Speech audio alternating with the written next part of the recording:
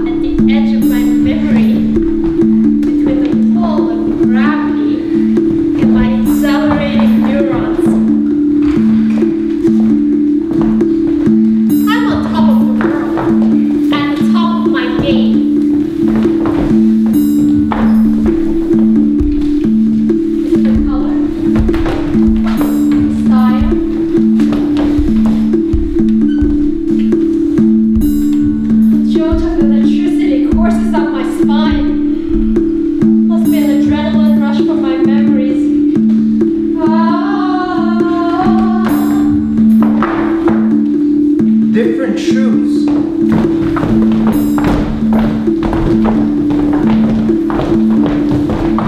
Different physique. Same familiar rush. We put on one shoes after another as if we're speeding down memory lane. Too loose, too tight, just right.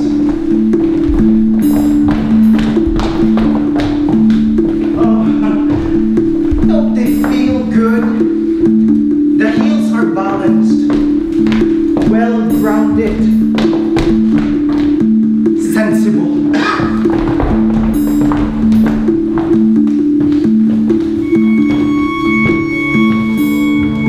Ripples are simply magic circles that remove us briefly from the flow of time and everyday life.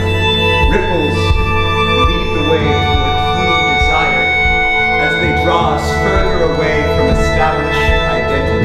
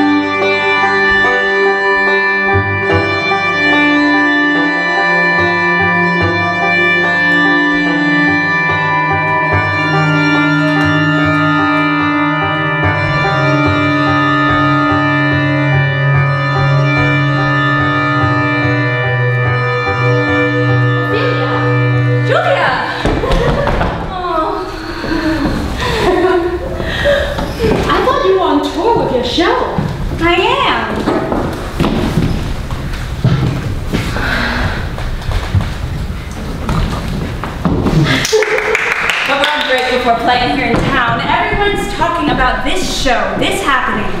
I just couldn't miss it. He's the talk of the town. His Ophelia is phenomenal. Julia! Hi, how are you? I'm well, thank you. Ophelia. Oh,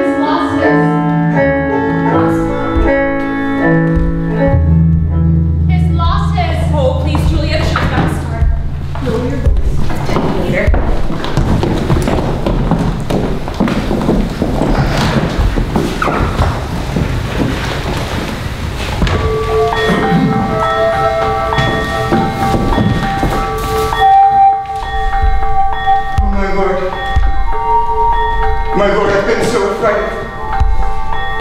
My lord, as I was sewing in my closet, Lord Hamlet, his doublet all in grace, no hat upon his head, his stockings foul, ungartered and downbacked to his ankle, pale as his shirt, knees knocking each other, and with a look so piteous and purport as if he had been loosed out of hell to speak of horrors. He comes before me. He took me by the wrist and held me hard. Then goes into the length of all his arm. And with his hand thus over his brow, he falls with such perusal of my face, as if he would draw it. Too long stayed he so. At last, a little shaking of mine heart. And with his head thrice waving up and down, he raised a sigh so piteous and profound, that it did seem to shatter all his bulk and end his being.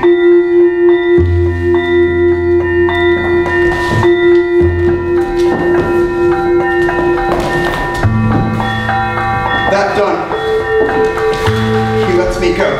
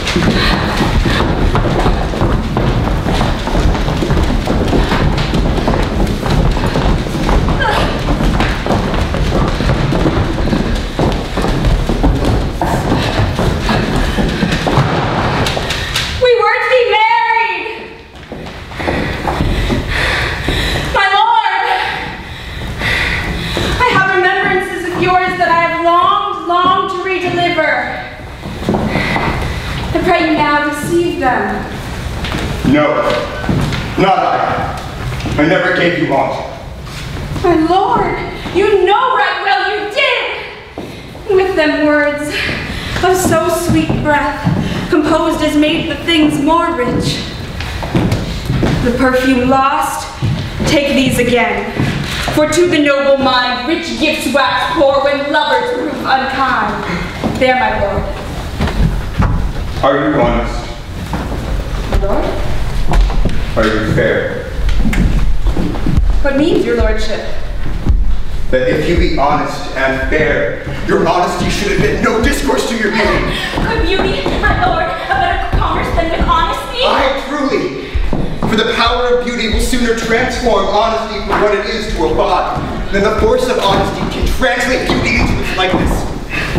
This was sometimes a paradox, but now the time is proved. I did love you once. Indeed, you made me believe so. Well, you should not have believed me, for even virtue cannot so inoculate our old stock. We shall balance it.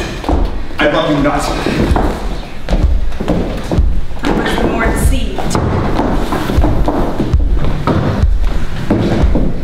Get these nunnery. Why without me a greater but sinners. I am myself indifferent, honest, and yet I could accuse myself of such things that are better than other than not worthy. I'm very proud. Ambitious. With more Fences at my back than I have thought to women. imagination to give them shape, more time to act, and What should such rebels as I do crawl between earth and heaven?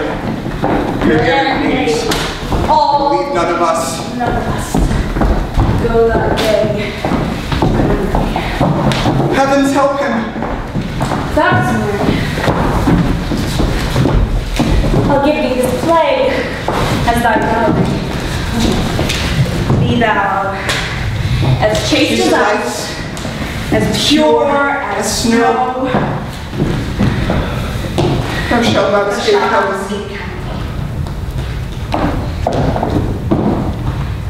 Get thee to memory. Farewell.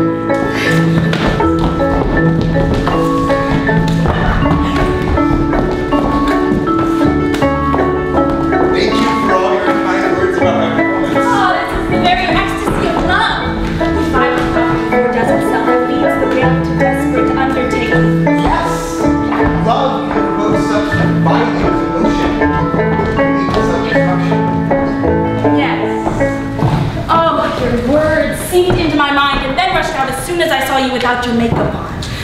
Language reproduces itself mysteriously, asexually. Consider the Latin words da and intus. In English, they become from and inside, and in French, dedans. How should I, your true love, know from another one? How should I, your true love, know from another one? You know her so well. Are you an actress? No, I am Ophelia. The actress left when our lives collided. We belong to each other, like a part belongs to an actor. You mean overlapping realities? No, it's like living in the present with a missing limb. No, it haunts me like a missing tooth. Oh, there you are! Ophelia, Beatrix, Jabril. Hello. How do you do? All right, I should go, and I'll be back. Nice bling you've got there. Cartier. Louis Vuitton. Versace. You like haute couture? Fashionable clothes? I do. I'm a high heels and fur kind of girl. Haute couture is made from hand, from start to finish, with high quality, expensive materials. So you know, sewing, needlework. Buy local, certified, organic, or nothing. It's the latest trend, like vintage jewelry. But these are just a few indulgences. I'm also a prolific writer. A, B, C, D, E. If you put these letters in a particular order, then just like that, they start to make sense. They do make sense. He's also a bohemian, a hipster, a poet, right? I suppose I am. I just finished writing some new stuff helpful from Singlewood. The Lipstick Queen. You're just a few steps away from attracting the perfect mate. That sounds catchy.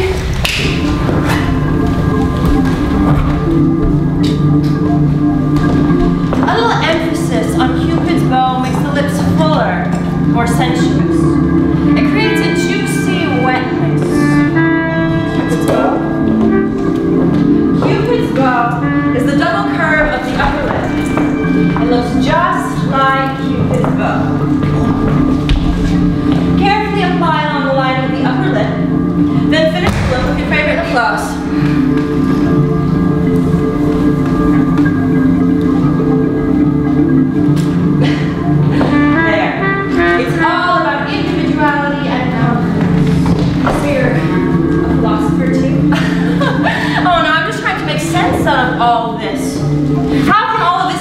lost in a vacuum of empty space. There's so much to see, so many memories. Rouge is still the ultimate cosmetic. Rouge, yes, never goes out of style.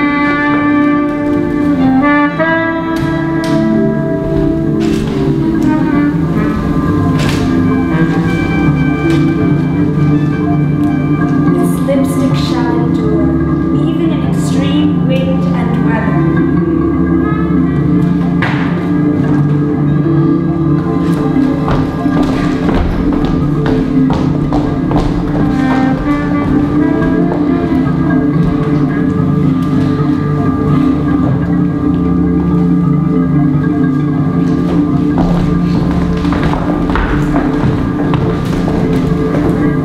Mother Nature herself painted your lips so red. My darling, you're the coolest woman in the world if you let your beauty die with you.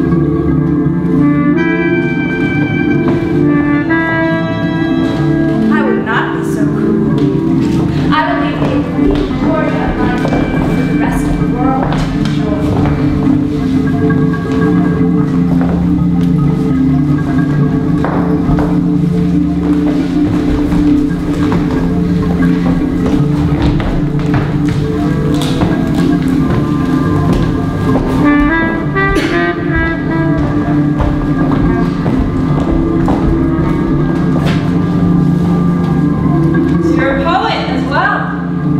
Not. I stole those lines from Shakespeare's Twelfth Night and recited them as I remembered them. When you mentioned rouge, it reminded me that Londoners started using that new cosmetic in Elizabethan times.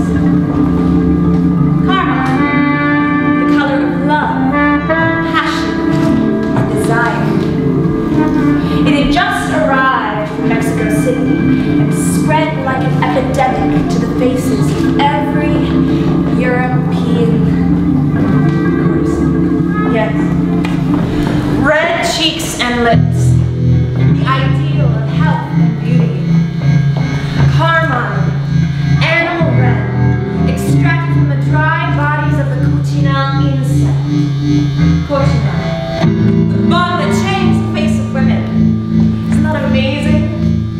I'm always astonished at how elements hide in cells and insects. How they can be transformed. And yet we walk past them unaware. We breathe them in, breathe them out. We transform them as they transform us. Time marches on.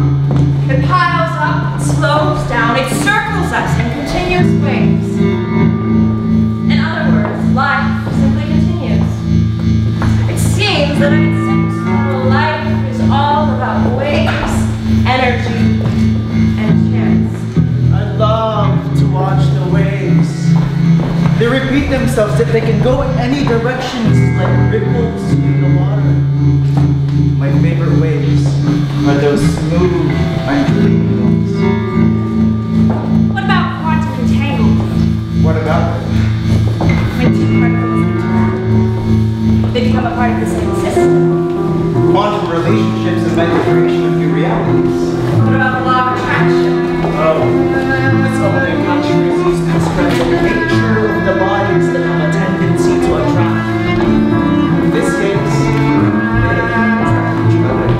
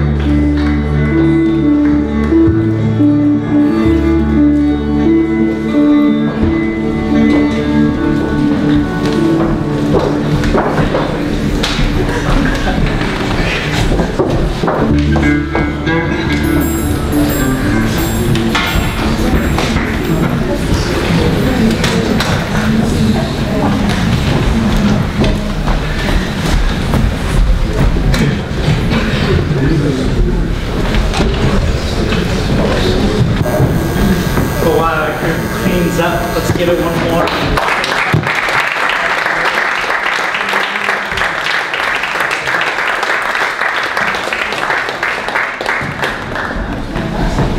You guys need any help? Anyone willing to? No? I mean, all you have to do is pick up a little piece of it. No? No takers?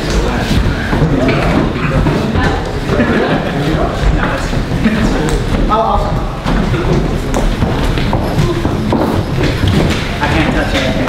You don't know where anything goes.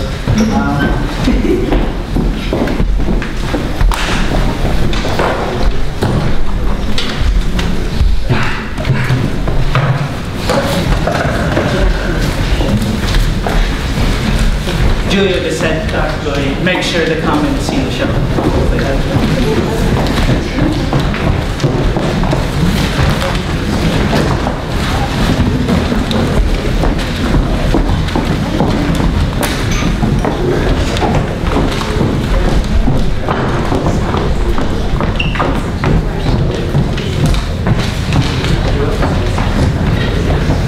Next up, this evening, Bay Area Zeta Players presents Our House by Fiona Dean Grundy. Directed by Chloe Christina. Performed by Anaya Potts, Kyla Seneca, Bella Coles, and Lucy Urbano. It was entirely written, directed, produced, designed, and performed by high school students in the East Bay.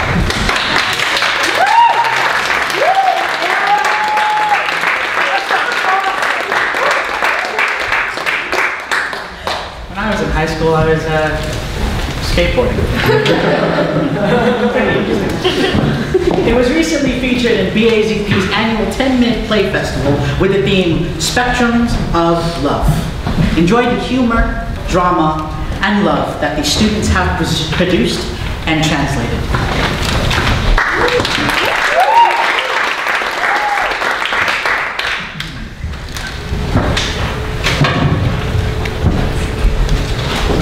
It's no surprise that Allie from Hicktown, USA got sent home. I mean, sure, she was nice and all, but you look at Matt, and you look at her, and, well, you look at me, and you think, that's a girl that deserves a man like that. You know, I've waited years to get here, and I just want to say, no, Allie Fivehead Anderson is going to take my final rose. Am I not that bitch girl on The Bachelor? You are not. At least I hope not. No, I get like that in competitive situations.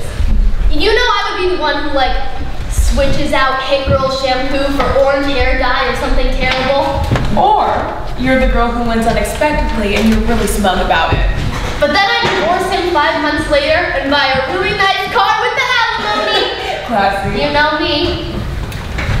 Who are you? I'm Allie. Don't sell yourself short. And you grew up in the city.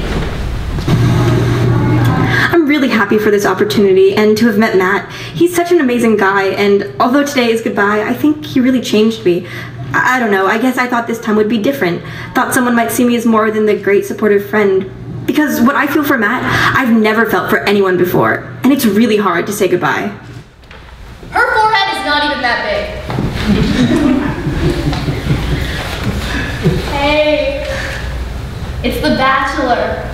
I think she's gonna be okay. Easy for you to say. Come on, we watched The Bachelor for a reason. Can you remind me what this is again? You and Jonathan both.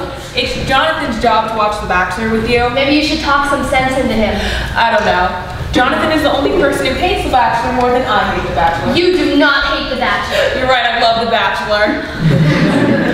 You love me.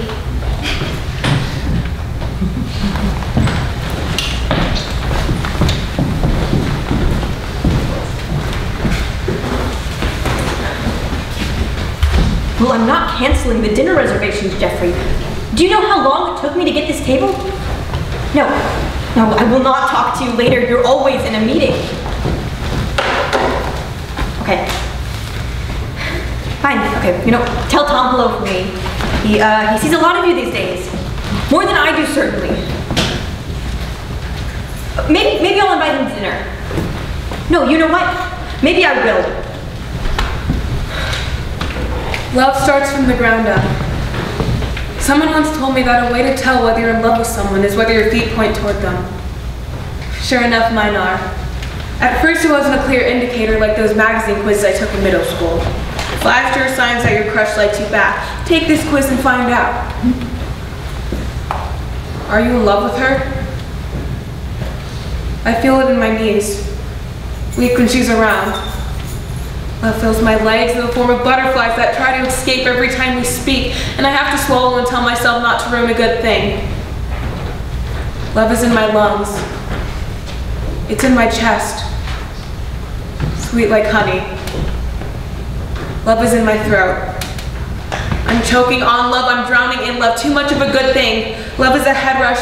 One day you're noticing their laugh and their freckles, and next, you're planning your life around them. And you don't have anywhere to go because you don't have anywhere to go. When? Anyone in here? Oh, that is a lovely color here. What section did you find it in? Is it for a wedding? No, funeral.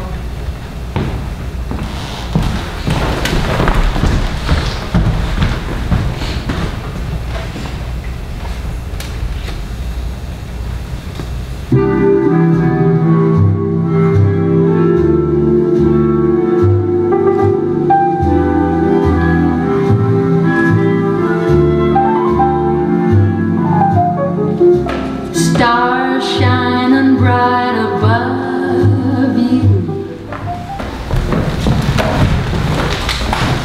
Hello, are you Jeff's secretary? I'm Janet Feinstein. No, I'm actually a legal assistant. His wife is I'm not here for secretarial work. And it would just be... I was just leaving, actually. Well, if you're an assistant, you can pass on the message, can't you? I'm his wife. Miss Feinstein? He's not at the office right now. Left with a client for a business function. Didn't he let you know? I'll show myself out.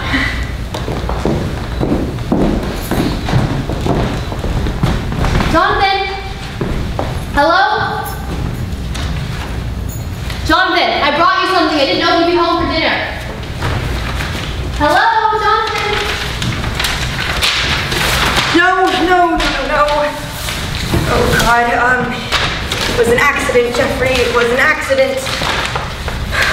Hi, baby. I'm on my way down. I'm wearing that dress you love.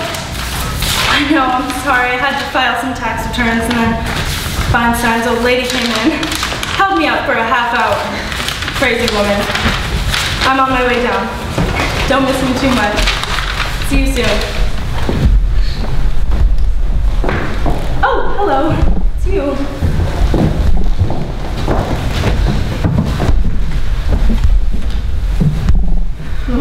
Big night on the town. No, I'm just meeting someone. Is it a business meeting? No, why would you ask? You press 4-6. Oh, I have to pick up some Nonsense. I know when you're lying. I have 3 daughters of my own. I don't know if it's any of your business.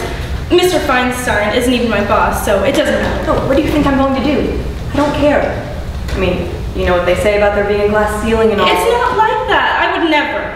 I'm studying to be a lawyer, and we're in completely different departments, so whatever you're implying... I'm not implying anything. Does he have kids? No, of course not. He's not even married. Yet. He's older, and he wanted to settle down. I'm in school, and I can't sacrifice my career. The timing's all wrong. But he loves you.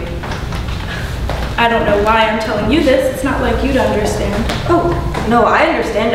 Quite the contrary, actually.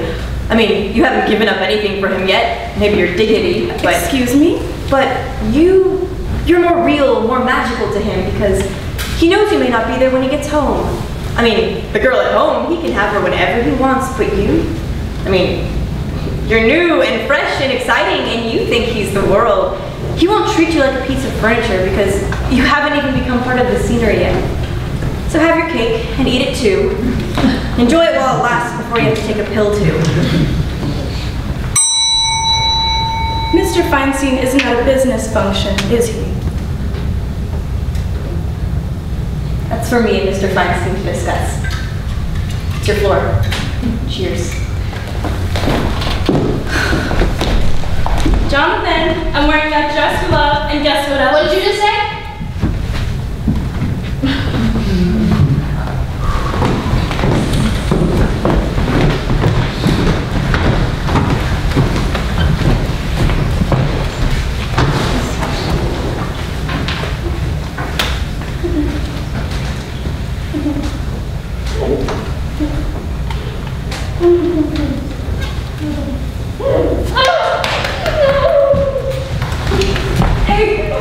Hey, it's okay. Have you talked to him yet? Are you going to? Delaney, please, it's going to be okay. You've endured much worse than this. Delaney, please look at me.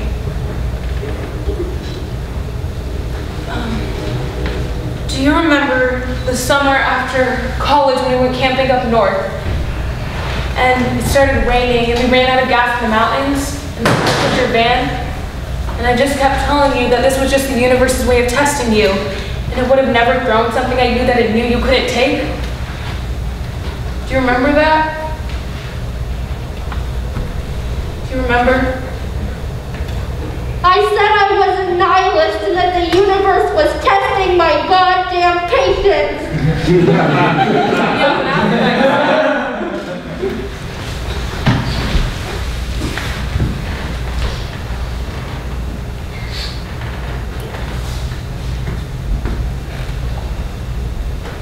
We were soaking wet and freezing. But we saw a cabin with the lights on off the road. But there was no way in hell we were going to go up to it, because who knows what kind of a person lives alone in the middle of the woods, miles from civilization. I refused to go up to it, but you did. Because you have to? You have to trust in the universe. Okay, make fun of me. Do you remember what happened after that? You went inside for like 10 minutes. And I was so afraid, I think I peed a little. And then I started praying. I swear to God. I thought I was never going to see you again. And then? And then you came out with some old park ranger guy and hot chocolate. I can't believe you made hot chocolate. I was never happier to see anyone in my entire life. You were happy to see the hot chocolate. To see you. That was just a bonus.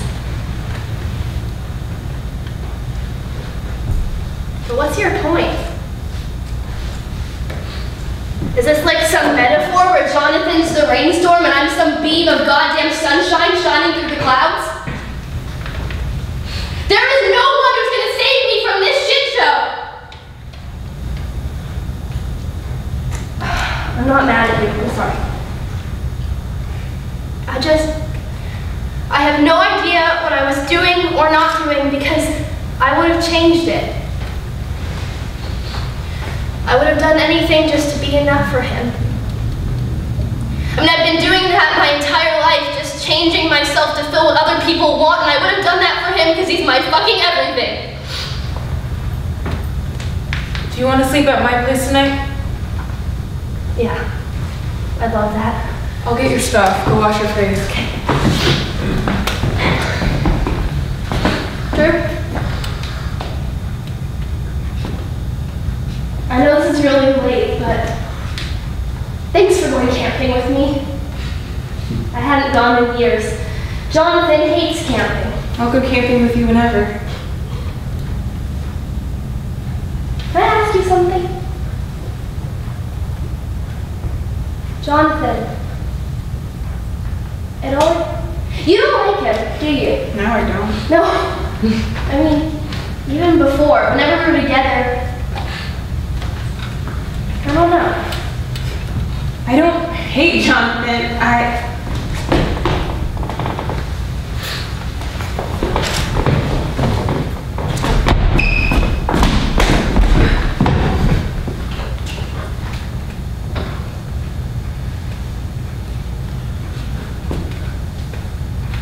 Do you love me? I'm sorry, I'll go. No, don't leave.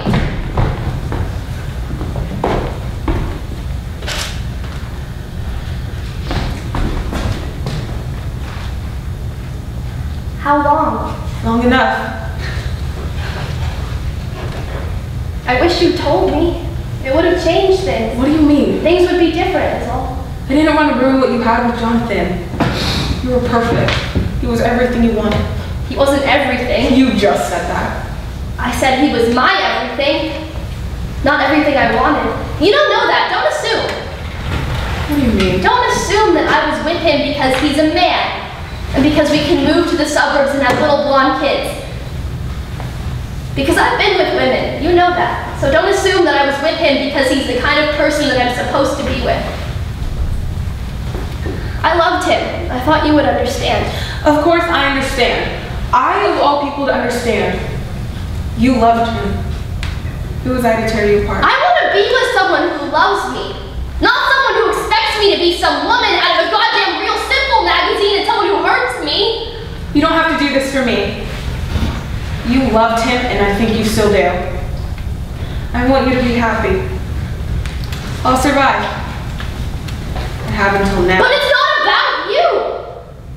You've always acted like you know what's best for me. And I know that it comes from a place of love, but I'm an adult. I can make my own choices. And my choice is you. I'm not marrying Jonathan. So, what happens tomorrow when you guys talk and you decide you don't want to be with me anymore? Sorry for making it always about me, but what happens then? Drew, you need to trust me. I know that you think that because I was with him, I don't know what's best for me. Don't you want to try? It doesn't have to work. It doesn't have to make or break or forever, but don't you want to try? I want to be with you. No. No, I can't do this to you. I've watched you for years. The way you look at him is the way I look at you. And I'm not going to let you ruin this. I can't stop you from hurting yourself, but I'm not going to hurt you. It's the same as the Sheila thing. What's the Sheila thing? Thought you knew. I do know. How did you? What do you mean it's the same as the Sheila thing? Drew, what do you mean? I thought you knew. You knew the whole time? I couldn't tell you. You couldn't tell me my fiance was cheating on me? You were happy, I didn't. I was not happy. You don't love me. Were you ever gonna tell me? Were you just gonna let me marry him? Please, lady, I couldn't do that to you. How long? I don't know, does it matter? No. You're right, it doesn't.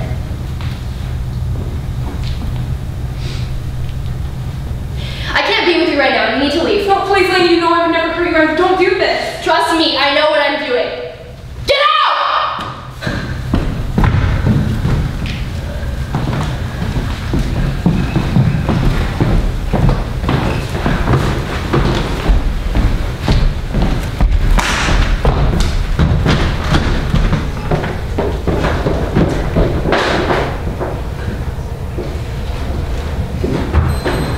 Mom will have leftovers tomorrow. She's going to the wedding. I didn't get the invite, but I think it's more for Delaney's sake than mine. She looks so happy in the engagement photos they sent out. I've never seen her look like that before. Maybe it was Photoshop, but she literally glowed. Maybe I'm projecting, but he looked a little tense.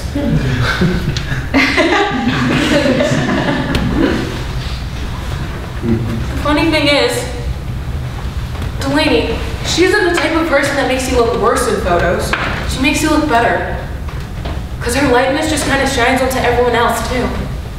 It shined onto me. Or maybe that's just me. Yeah. She's getting married. I can't believe it too. Even though I already knew. I knew she would go back to him. That she was with me to get back at him. Back to him. I can't believe this. Even though we both know.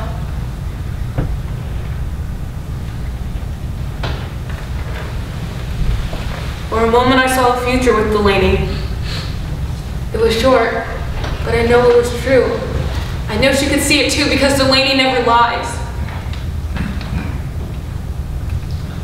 I could see our house and our bed and our kitchen. And I know she could see it too. I could see it in her eyes. And that's it. That's enough. Hello? Drew? It's me.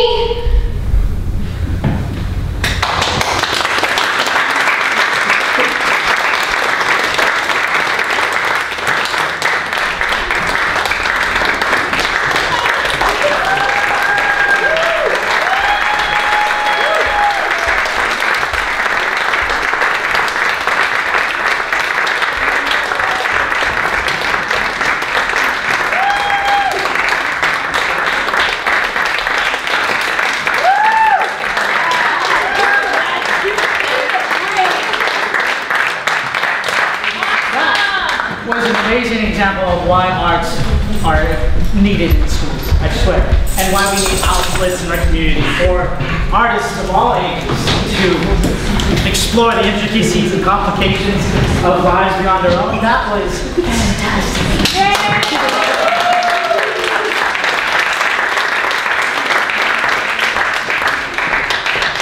Gosh, I wish I was talented. Is this for me? Oh. We're gonna end the night with a round of ping pong.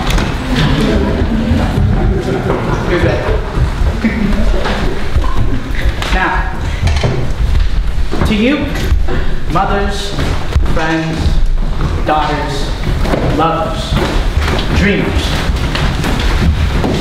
what's your handiest remedy for something that worries worse than an allergy? And in addition, extends beyond your own body. That's a confusing question, right?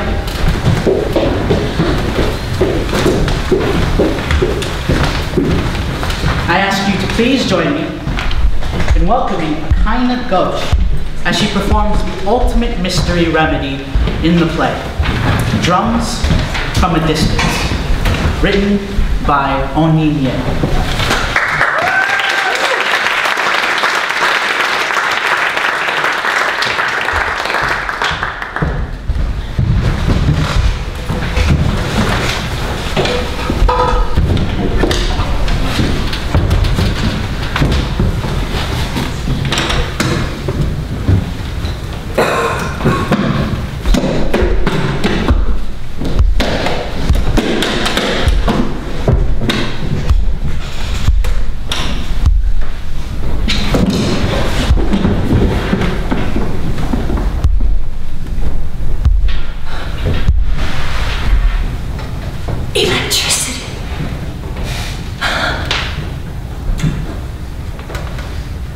Now, let me tell you a little bit of physics while this intruder tries to find me in the dark.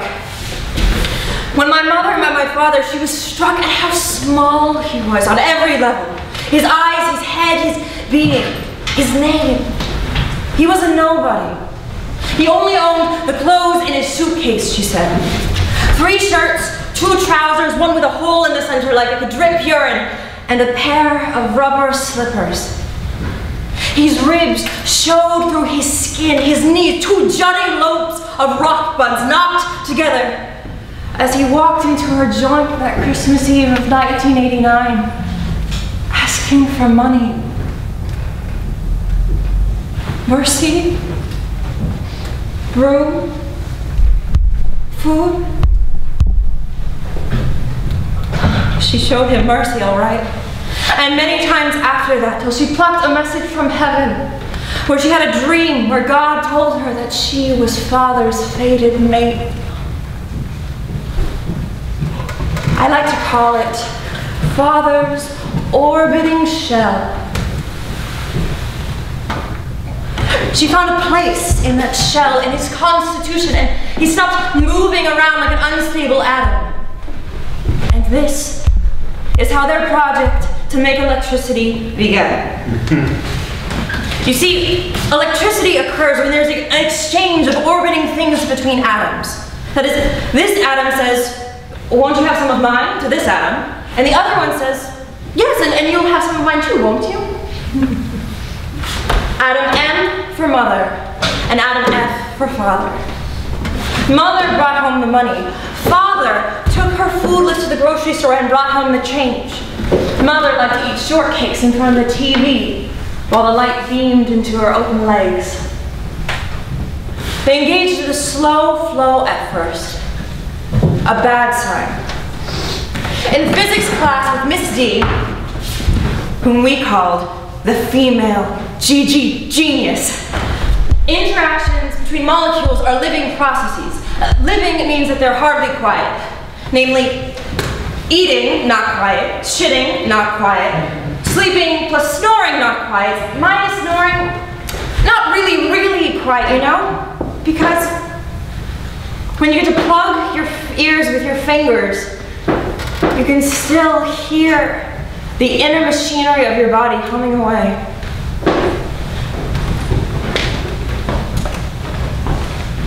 It's a deduction I made from the teachings of the female GG genius. I have to come up with my own theories, yeah?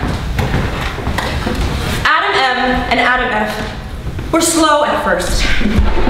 Do this, and father said yes. Do that, and father said yes. Soon, yes turned to no, and maybe, and why didn't you do it, and who do you think you are? Atom M is heavy when drunk. I managed to drag her to her room when I was only 7.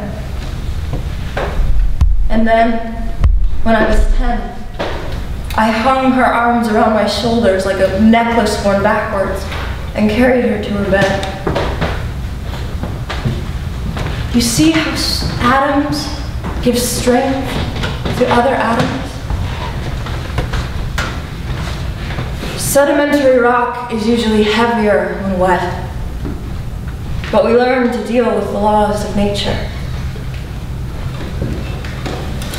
I never told Father about what Mother said about his small days, but he knew that she told me things. And more than that, he knew that I felt sorry for him being short like that and unable to reach up and punch Mother in the face with ease. But then Father hardly fights. He just talks. That's why he just talks. They're still talking now. Shuffling down the corridor. Can you hear them? Grow taller! Grow bigger! My mother shrieked at him. I've always been too much for you to handle. And that must have been when the spit landed on my face. That must have been when I asked female GG genius what to do when atoms do not work well together. And she had said to me, "You mean incompatible?" Now, I want you to take your mind away from atoms for a moment and imagine a clock. I do this a lot. I tick my thoughts to match the hand as it walks over the numbers. 1, 2, 3, just like that. Like ants over an unwashed sugar spoon, marching. It's always the same. This progress has an end in sight. You know why? Because a clock ties them all together. I can join you in counting many such movements.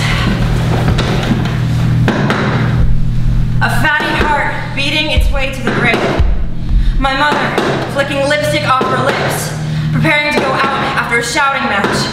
Miss D, swiping the tears from my face.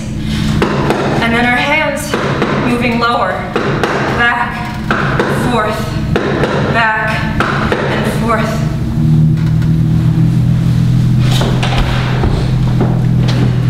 If you and I were to slow all of human existence down with a dimming switch, you would see that our bodies are orchestrated like cosmic clocks.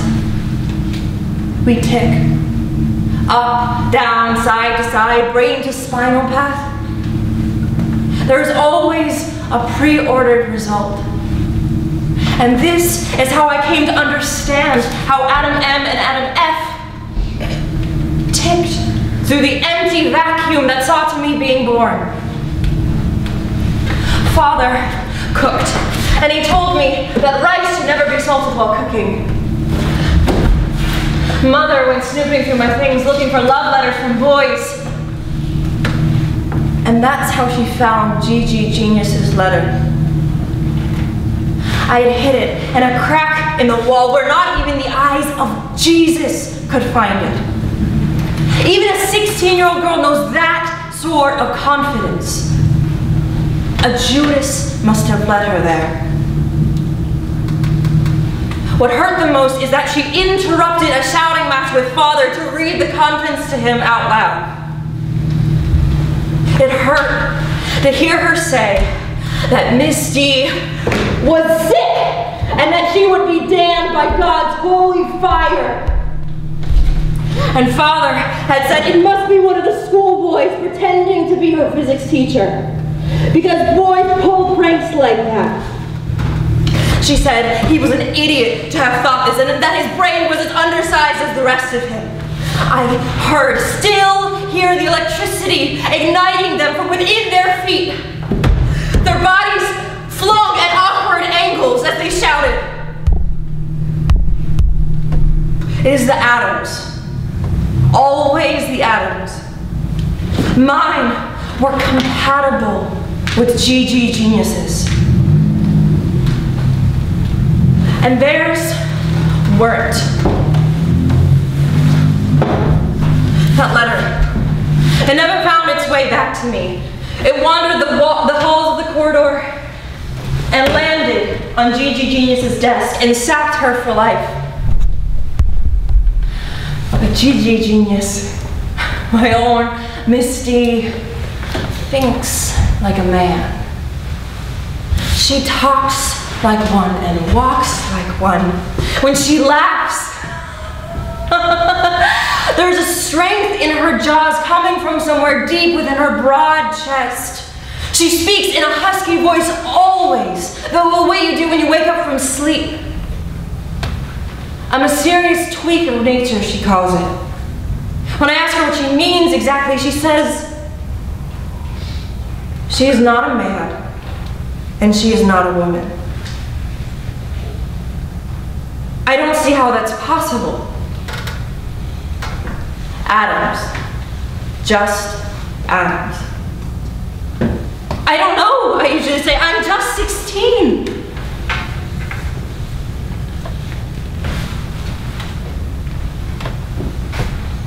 I'm just 36, sitting in a closet, the way that I sat when Mother read my letter to Father.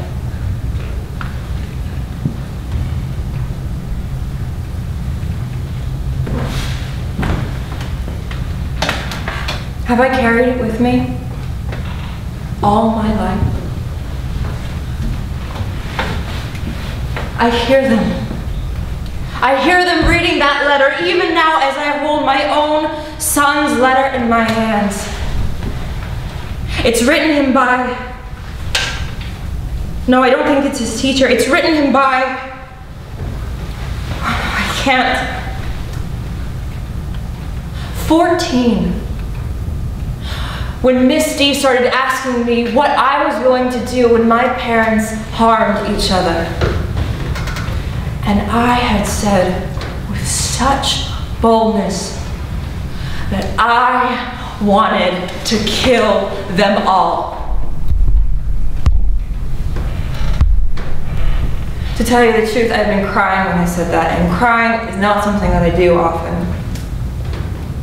But it was important that I cried that Sunday afternoon in Misty's chair because I knew that I would be the one to watch their physics forever. My son's letter, my boy's letter, it's from someone I do not know, but the handwriting, the way the letters curve around each other, it's from someone who loves him.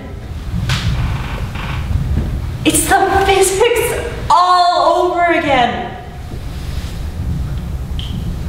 So tell me, what do I tell him about the slow and then fast ways in which people like atoms deteriorate? How they're thrown to the fire to roast. A small man. He's small, like his grandfather. So yes, I want to keep this too, and hide it where not even the eyes of Jesus can find it. All right, no. I will wait to think more on this matter. I don't even know what I'm thinking. But why is it? This matter about atoms, shells, and darkness. Why is there no light in this closet?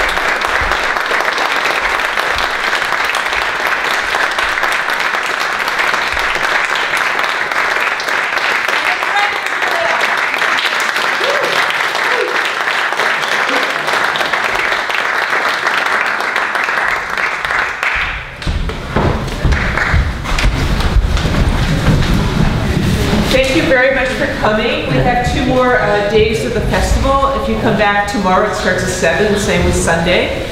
Tell your friends.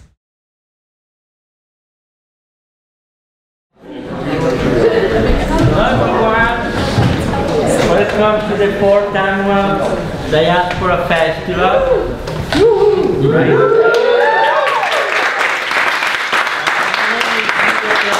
I'm the producing artistic director of Inferno Theater, the producer of this festival.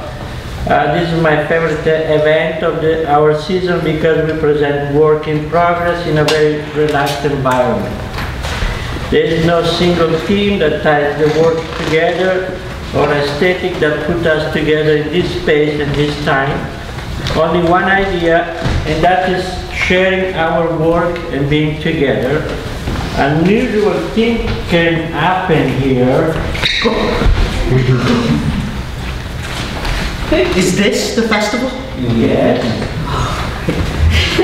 And you are? I know who you are. Put this on.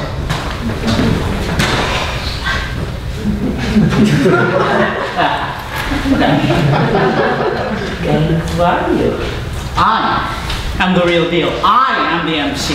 Move it. Go.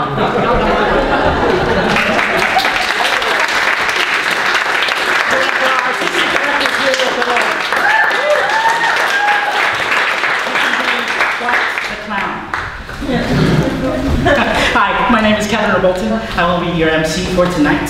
And tonight's show will run about 2 hours with 1 intermission. Please take this moment, please take this moment to turn off all your electronic devices, I see you, and put away all cameras. Last minute, thank you. In case of an emergency, your exit is the way you came in. There's 1 bathroom and it's in the lobby. And our seating isn't ideal for seeing everything on stage, so if you prefer, we invite you to stand in the back row and try and get a better view. And without further ado, please enjoy the show.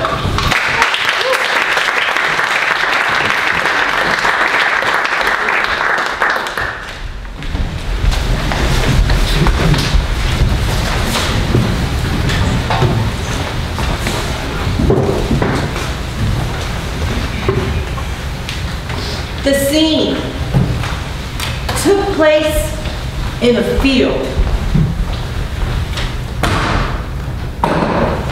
It's an actor's being Gertrude, Alice, and a cow.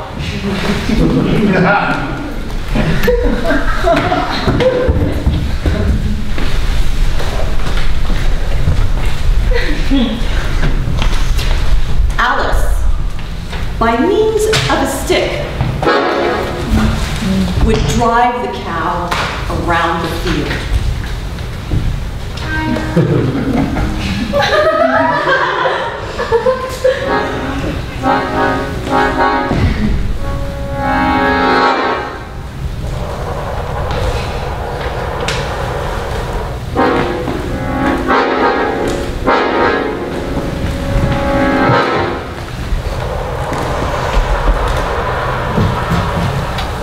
Waiting for a sign from Gertrude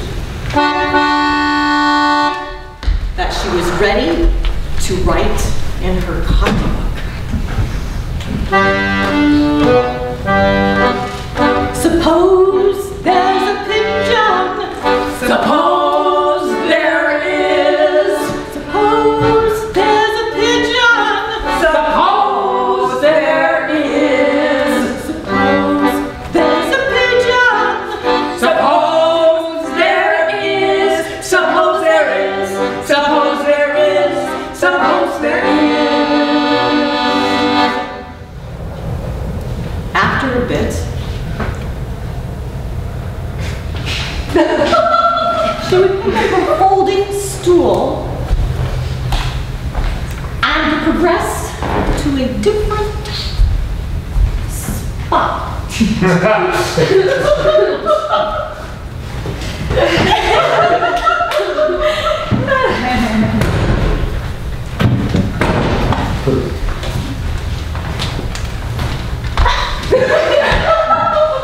Whereupon Alice would again start the cow moving around the field.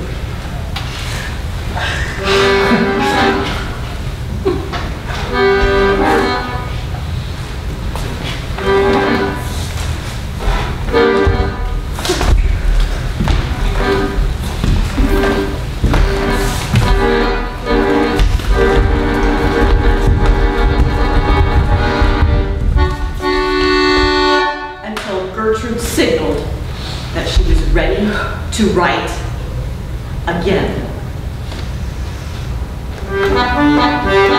Suppose there's a pigeon. Suppose there is. Suppose there's a pigeon. Suppose there is. Suppose there's a pigeon. Suppose there is. Suppose there is. Suppose there is. Suppose there is.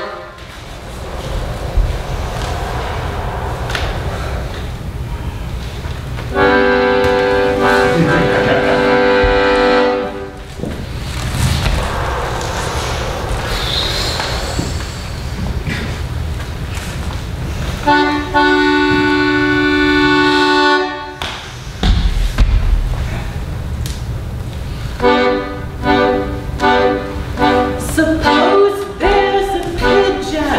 Suppose there is. Suppose there's a pigeon. Suppose there is. Suppose there's a pigeon. Suppose there is. Suppose there is. Suppose there is. Suppose there is.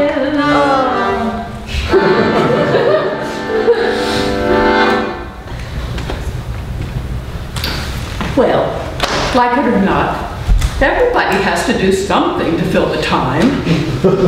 After all, human beings have to live. Dogs too. Dogs too. So it's not to know that time is passing. That is the whole business of living. To go on so that they will not know that time is passing. That is why they get drunk.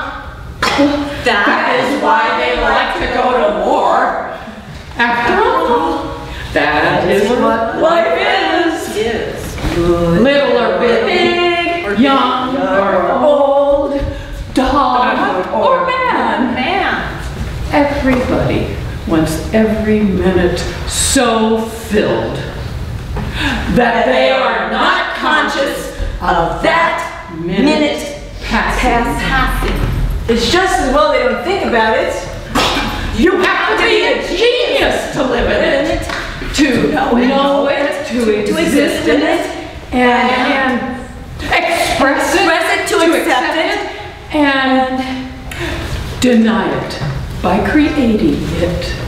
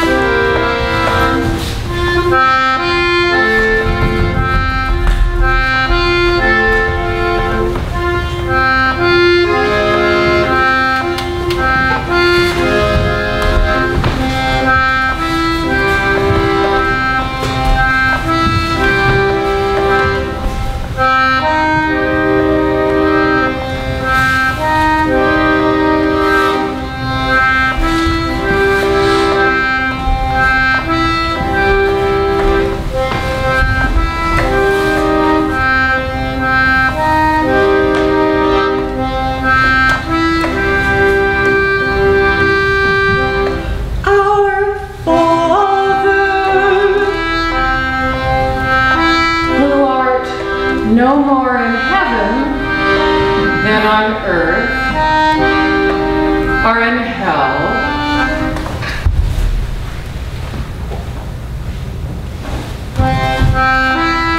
Who art everywhere. I neither want nor desire that thy name be hallowed.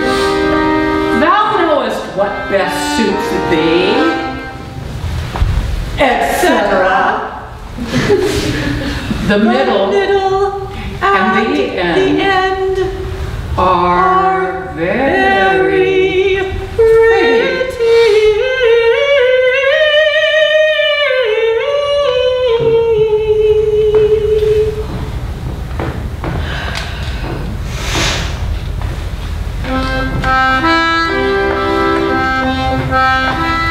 If thou wilt, it shall be, unless I want or desire it. Thy kingdom come, or not come.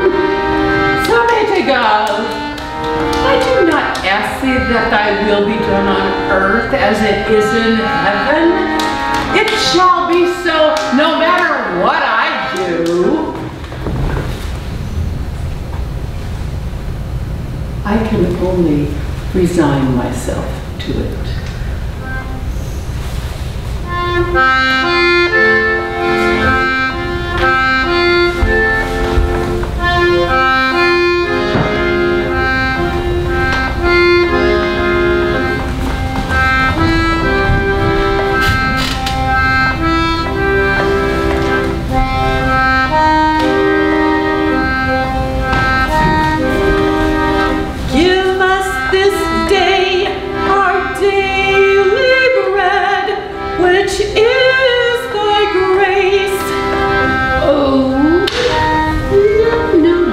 I neither wish to have it nor to be without it.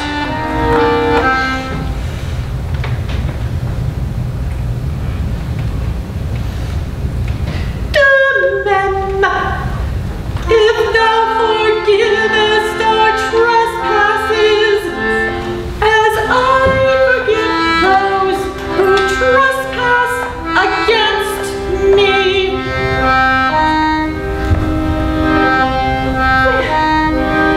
That is all well and good, but if thou wouldst rather punish me by damnation, then so much the better. Since it is thy pleasure.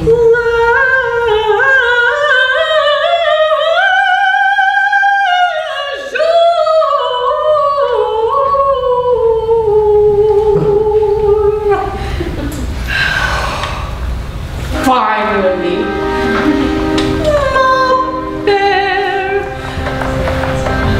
I am to abandon to thy will, to ask thee to deliver me from temptation and from evil.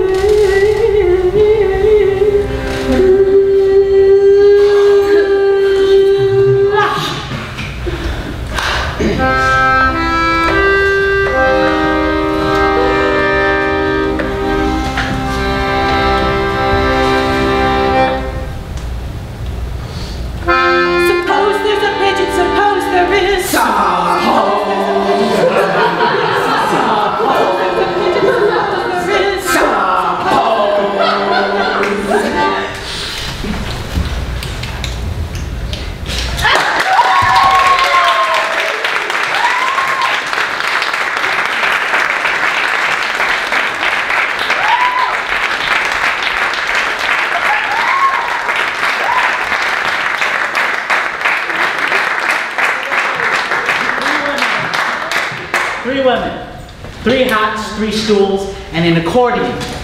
Rummage around the words of Gertrude Stein and Samuel Beckett, created by Nan Buse, music by Cindy Webster, performed by Peggy DeCourcy, Cindy Webster, and Nan Buse. Give it up one more time.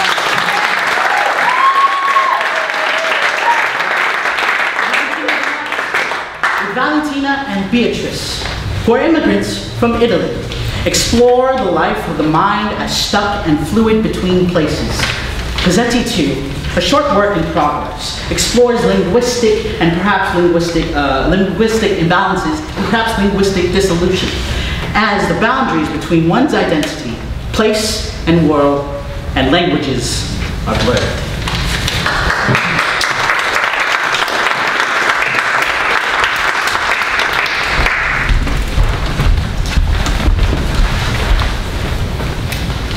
Blu,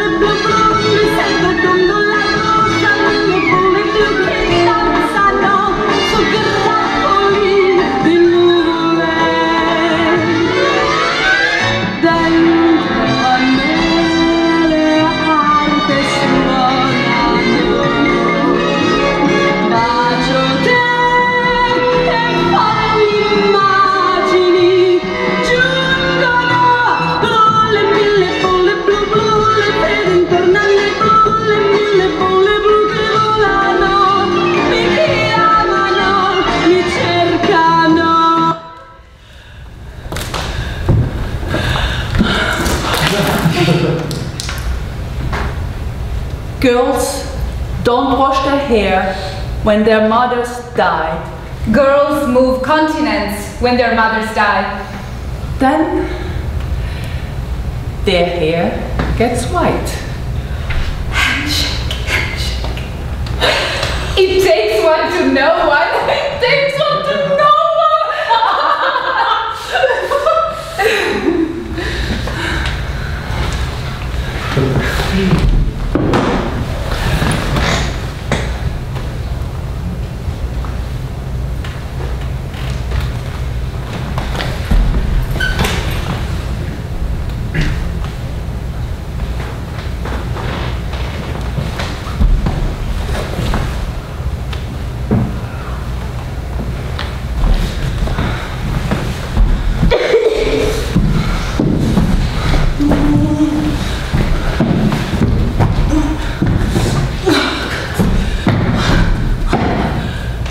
The cards you've been dealt.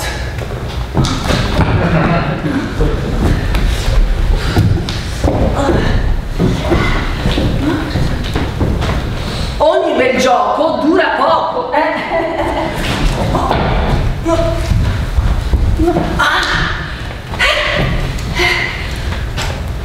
All good things must come to an end.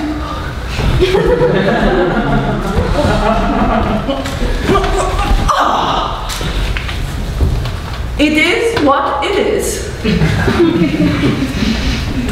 It isn't what it was. You want to have your cake and eat it too. Vuoi la botte piena e la moglie ubriaca. Translate with approximation.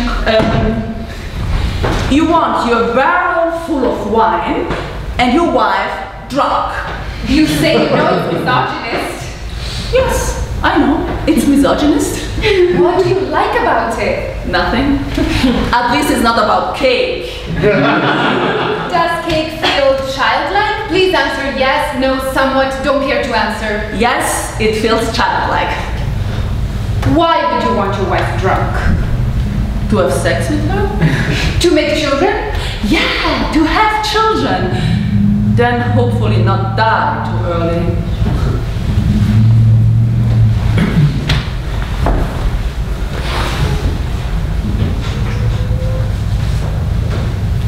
Hair so thick. The hair of a 16-year-old. Sai di cavallo. Smells like horse. Her aunt told her at the funeral. Then she realized she had not washed her hair since before her mother's death. She had not washed them since how many weeks? Remember, hair stays singular. Hair stays singular. So she had not washed it for many weeks. It will all come out in the wash in the end. Air your dirty laundry. Hang your laundry out to dry. Get your feet wet, wet blanket. Get your hands dirty. Don't throw the baby out with the bath water. Don't get the baby dirty. Get your hands wet. Put your wet hands on your dirty teenage hair and grow up and learn to move continents. Buy shampoo. And when your dance teacher is at the supermarket and wants to help you shop, the sisters are embarrassed. They know how to choose shampoo. They will remember the shampoo now and also the conditioner called Balsamo.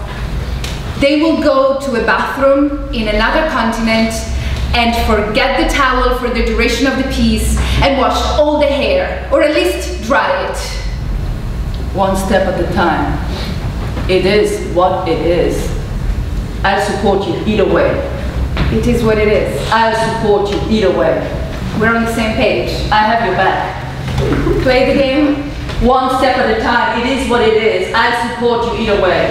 It is what it is. I'll support you either way. We're on the same page. I have your back. Play the game. One step at a time. It is what it is. I'll support you either way. It is what it is. I'll support you either way. We're on the same page. I have your back. Play the game. One step at a time. It is what it is. I support support you either way. It is what it is. I support you either way. We're on the same page. I have your back. Play the game.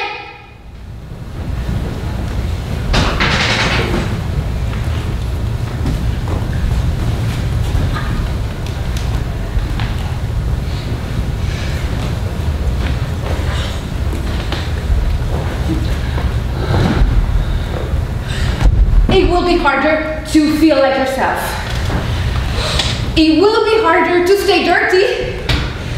It will be harder to make your own. No, it will be easier to make your own cake. It will be easier to feel alone. Get your feet wet.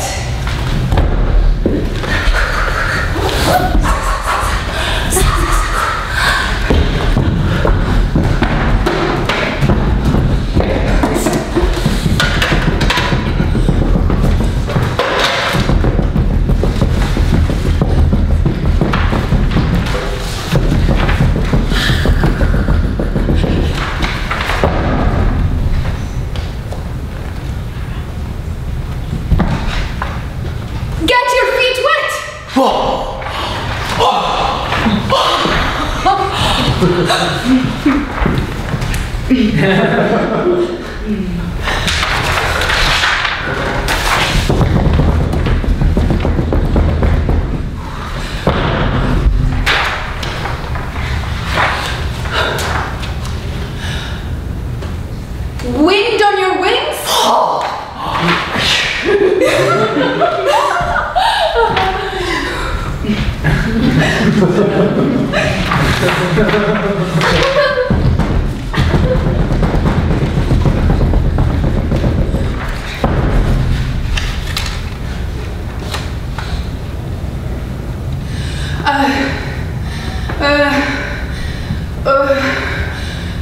Weather the storm?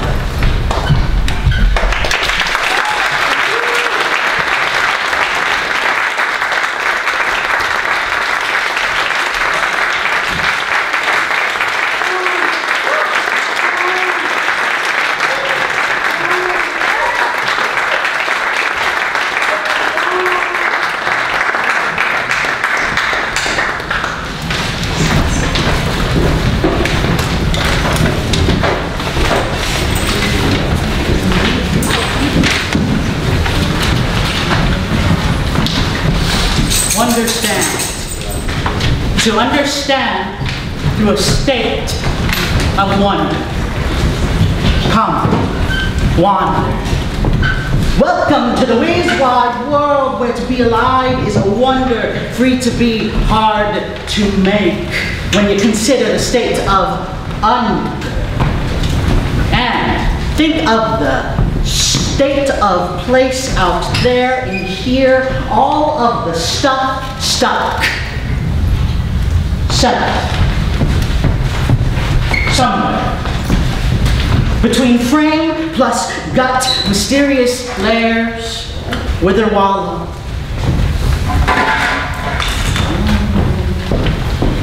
wander you a while with me?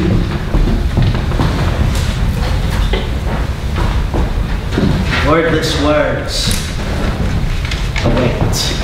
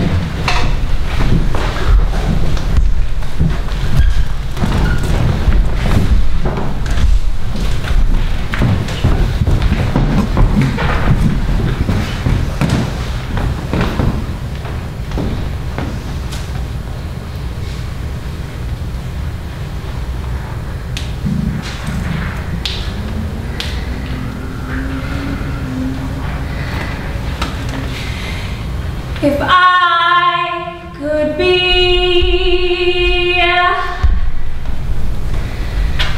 if I could be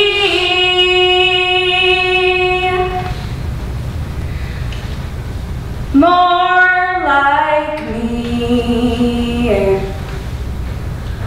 more like me, if I could be.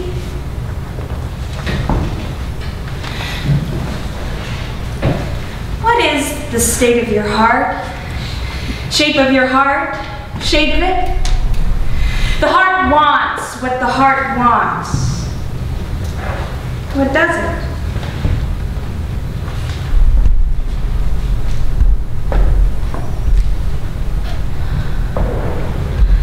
Humble, human.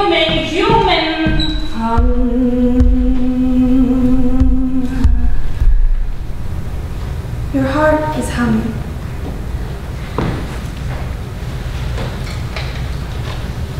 Bada bing, bada boom, bada bum bum bum bum. Brain to body, body to brain. This is a message from body the vessel, the sacred muscle, body the being. Eyes, look. I'm human. Over the years, I'm getting used to this old sack of bones, the weight I carry, the space between my teeth. Give it the gnaw, give it the crush, give it the squeeze. Screwed rider, squeeze tighter. My case is wearing thin.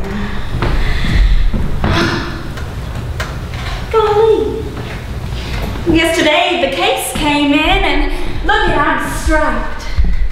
Like lizard skin, scales in scrim, stretched tight.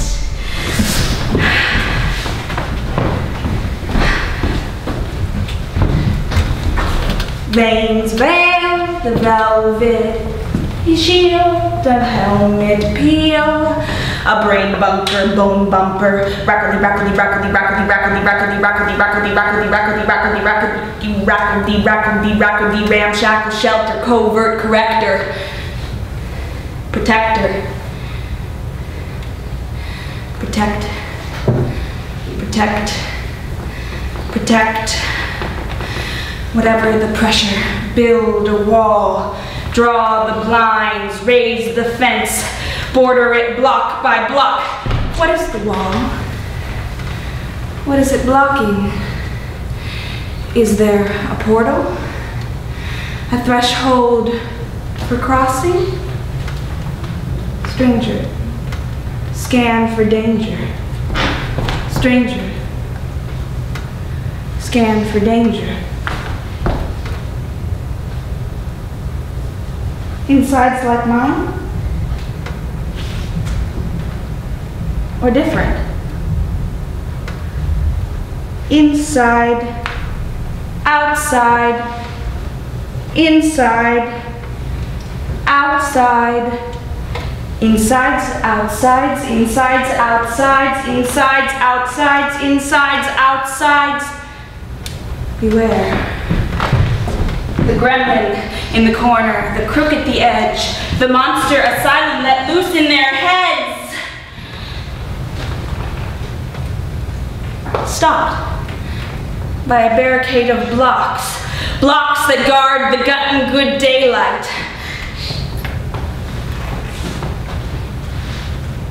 Clue blue sticks you to something.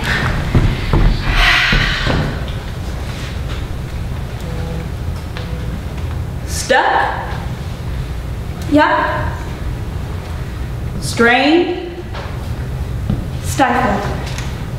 Tough to move with the groove like you typically, usually, normally do. Nailed it. Humble human hubris hum. Your heart is hum. Alive, I bite the crunchy center.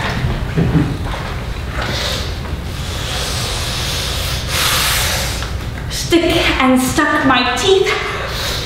Gird the gnaw. Give it the crush. Give it the squeeze. Screw rider, squeeze tighter. My case is wearing thin.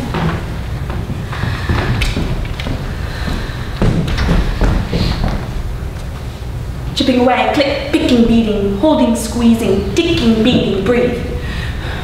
Struggle, wrestle, wrench, rot, breathe. Enclose, impose, implode, enclose, implode, impose. Rot. Here have I pain, and sit with it. Here have I pain, and sit with it. Here have I pain, and sit with it. Stick with it. Stop.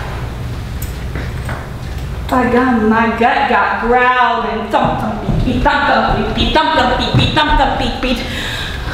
Bada bing, bada bum, it's all gone. But the bada bing, bada boom, bada bum bum bum bum. Border walls breached. Unlocking the latch I open. Inner liquid seeps through the skin, releasing, relieving the wordless worlds within.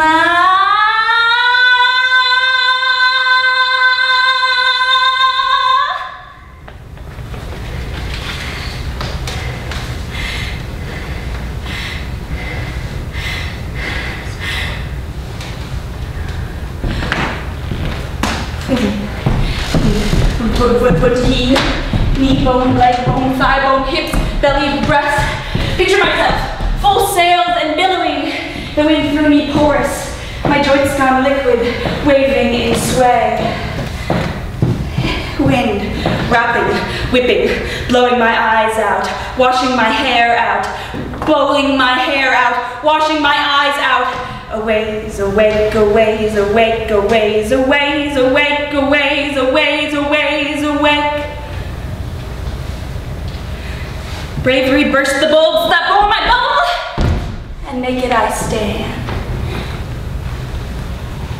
Do not melt now. Do not chip away or dwindle. You are not a candle. You are a rock tossed into crystal waters. Fall. You let go. Drop. Ripple. Sink. Sink. Ripple. Sink. Sink. Ripple. Catch a current. Ride. Land. Grace. Pride. Elegance. Dignity in the dirt, where you belonged long ago, mud-bathed and wallowed off in a willow wanderlust, sort of flounder flop, never losing form. only changing flavor, and the flavor you savor, embracing the spool as it spun, embracing the spool as it spun. Divine prostration to the swift sky above, sweeping upwards in endless cirrus swoops of splendor. Finally we remember I am small, and the wayward wind whispers, what's the rush? Hush, hush. In the breeze we breathed and felt at ease again. How to remember those others alive, also taking the dive, to take care and cradle their visions, versions, insides like mine, or different. Whatever the who, you and me too, strayed in searching for the possible with conviction. Whoosh bomb, rest easy while you spin. If I could be, if I could be more like me, more like me. If I could be,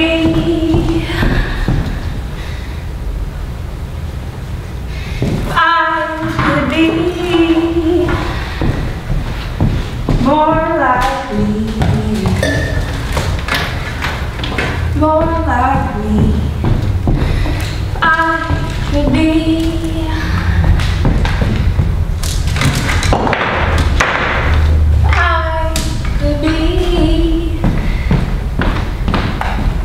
More like me.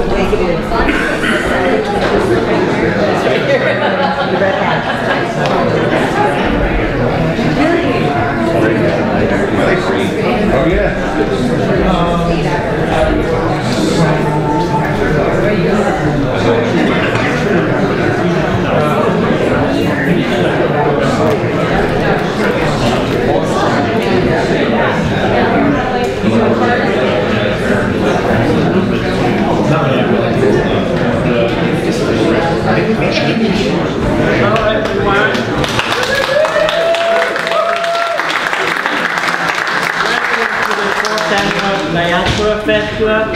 My name is Giulio Perlone. I'm the producing artistic director at Inferno Theater and the producer of the festival. This is my favorite event of our season because we present works in progress in a very relaxed environment. There is no single team that has the work together or aesthetic that put us together in this space and this time. Only one idea, and that is sharing our work and being together. Unusual things could happen here. Is this a festival? Yes. Oh. And you are? I am. Wait. I know who you are. Here, put this on.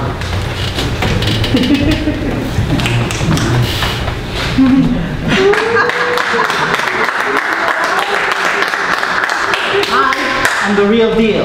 I am the MC. Now move it, so move it. No.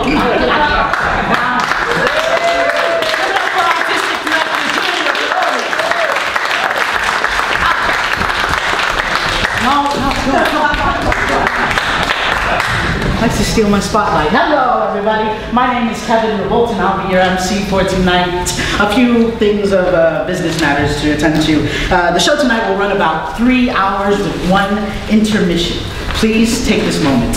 Please take this moment right now to turn off all your electronic devices and put all your cameras away. Thank you. In case of an emergency, your emergency exit is the way you came in. There's one bathroom and it's in the lobby, unfortunately. Our seating is not particularly ideal to see everything on stage, so we please welcome you to sit or stand in the very back row to hopefully get a better view. And without further ado, please enjoy.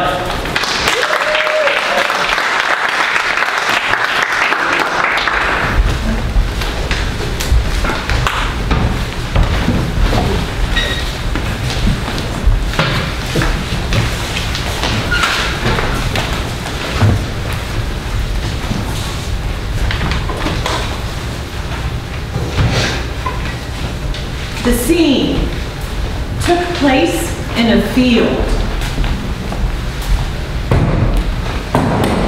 It's an actor's being. Gertrude, Alice,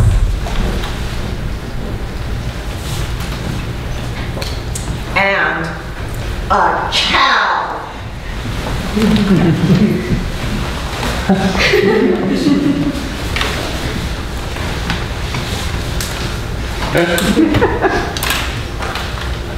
Alice, by means of a stick, would drive the cow around the field.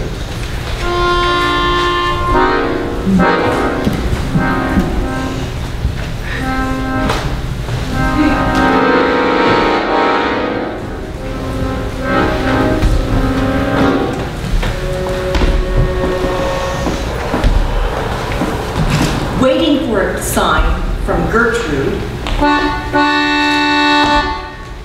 that she was ready to write in her copy. Suppose there's a pigeon. Suppose there is. Suppose there's a pigeon. Suppose there is. Suppose there's a pigeon.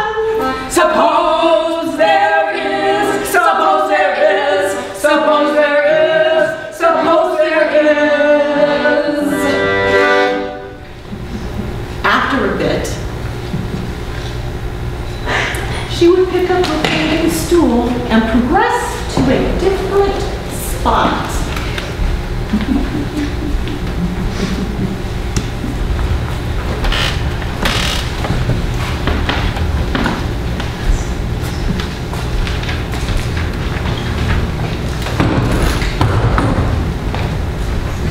Whereupon Alice would again start the cow eating around the field.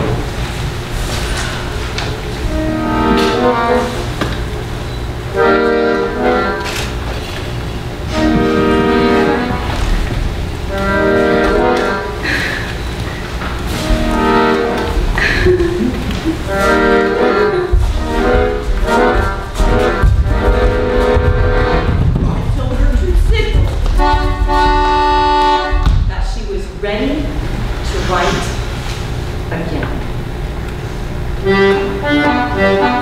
Suppose there's a pigeon. Suppose there is. Suppose there's a pigeon. Suppose there is. Suppose there's a pigeon. Suppose there is. Suppose there is. Suppose there is. Suppose there is.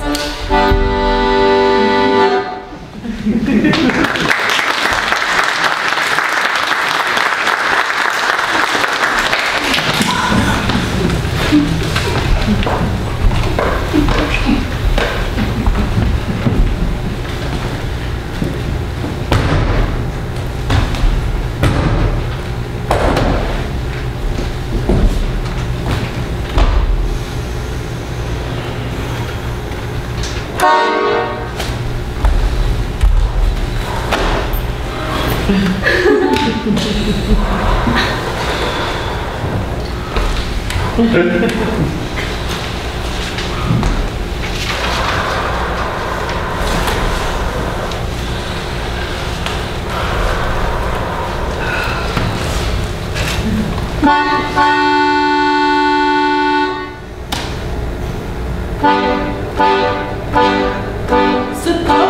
there's a pigeon. Suppose there is. Suppose there's a pigeon.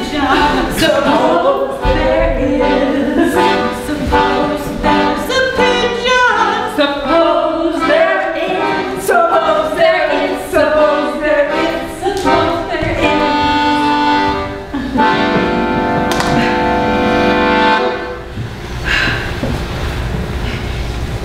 Well, like it or not, everybody has to do something to fill the time. After all, human beings have to live. Dogs too. Dogs too. So as not to know that time is passing. That is the whole business of living.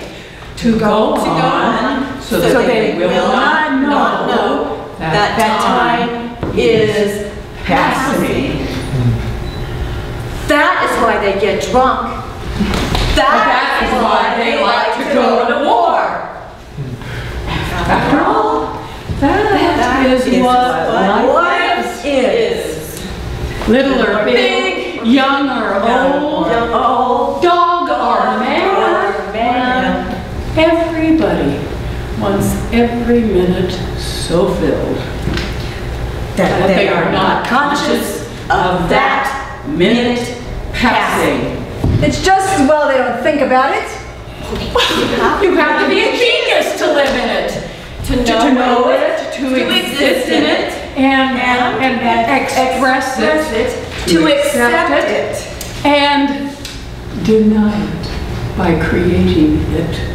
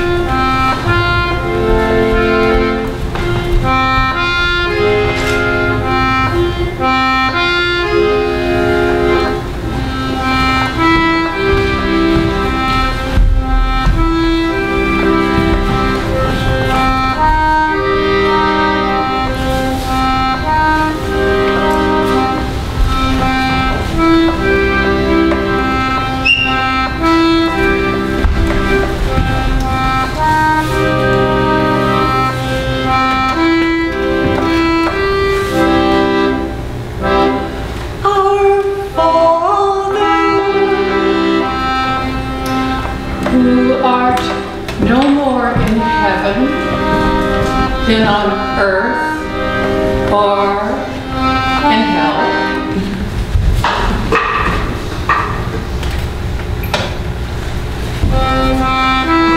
Who art everywhere, I neither want nor desire that thy name be hallowed. Thou knowest what best suits thee, etc. The middle and the end.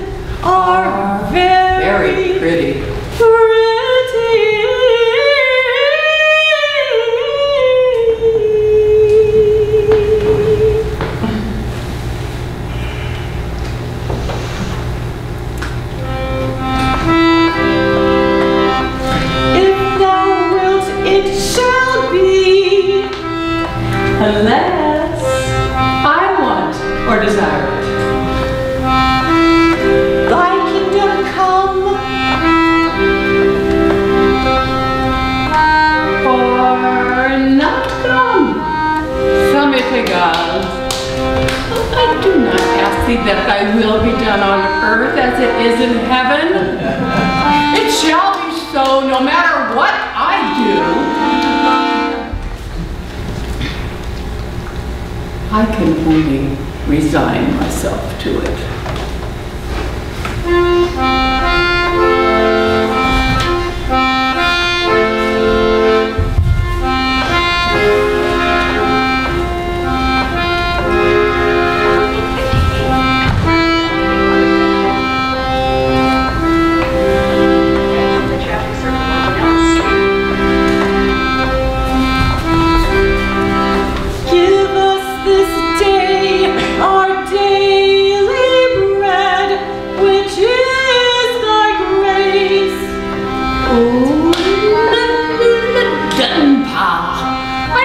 To have it nor to be without it.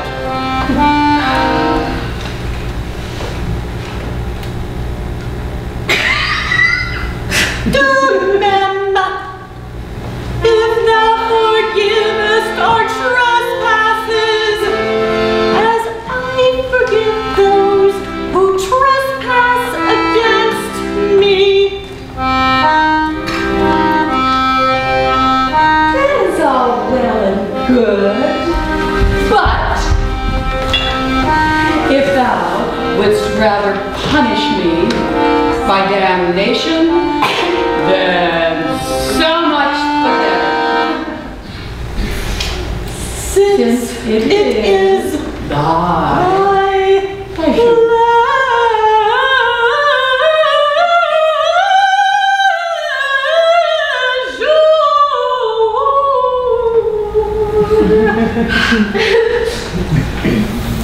Finally!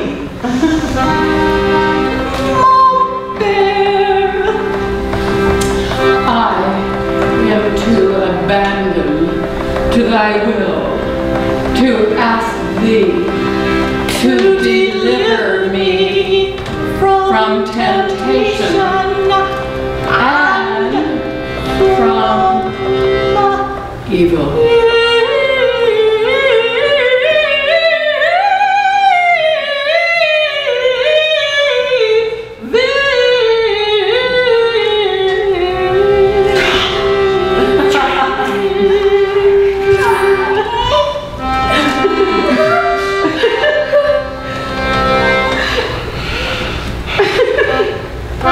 Suppose there's a pigeon, suppose there is.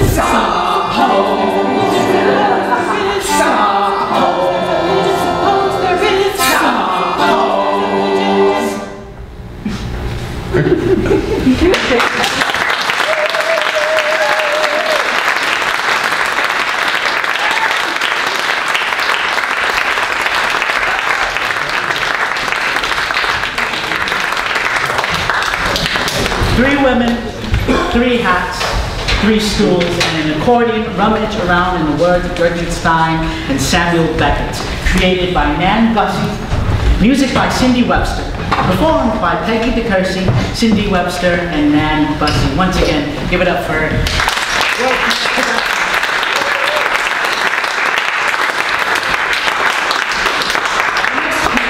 Molinete embodies the spirit of Argentine tango.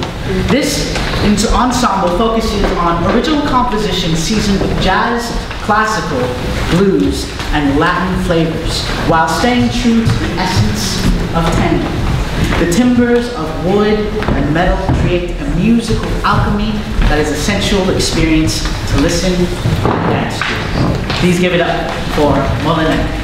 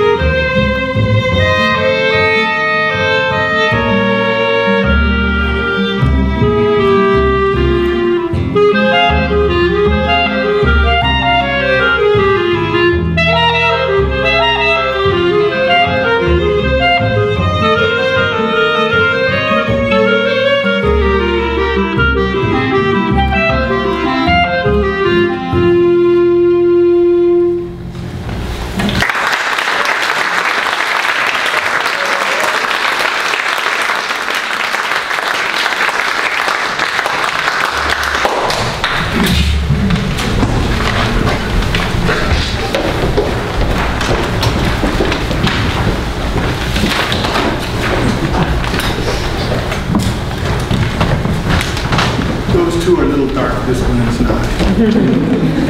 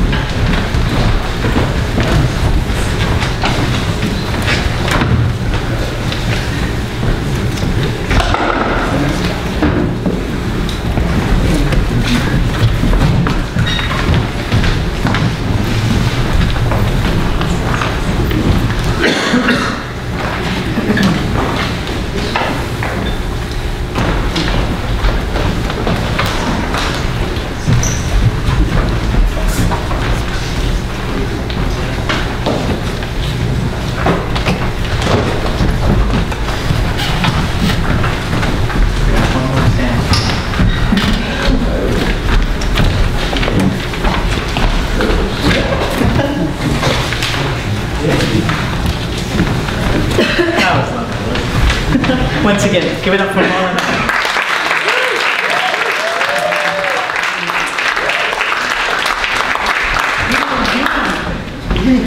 Always taking credit for other people's work. I'm here to formally stall for the setup. And we are setting up for our ping pong match. You'll be playing me for the prize of no dollars whatsoever. And also, the ping pong is imaginary. Thank you. That was a point. Congrats to you. It's all of you. I'm leaving. So, sorry. Goodbye.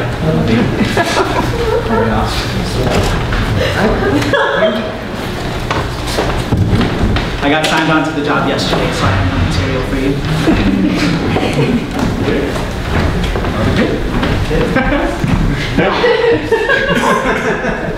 To you, mothers, friends, daughters, lovers, dreamers.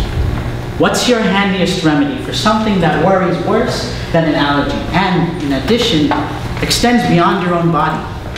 That's a confusing question, right? Please join me in welcoming Akaina Ghosh as she performs the ultimate mystery remedy in the play Drums from a Distance, written by On Yin Ye.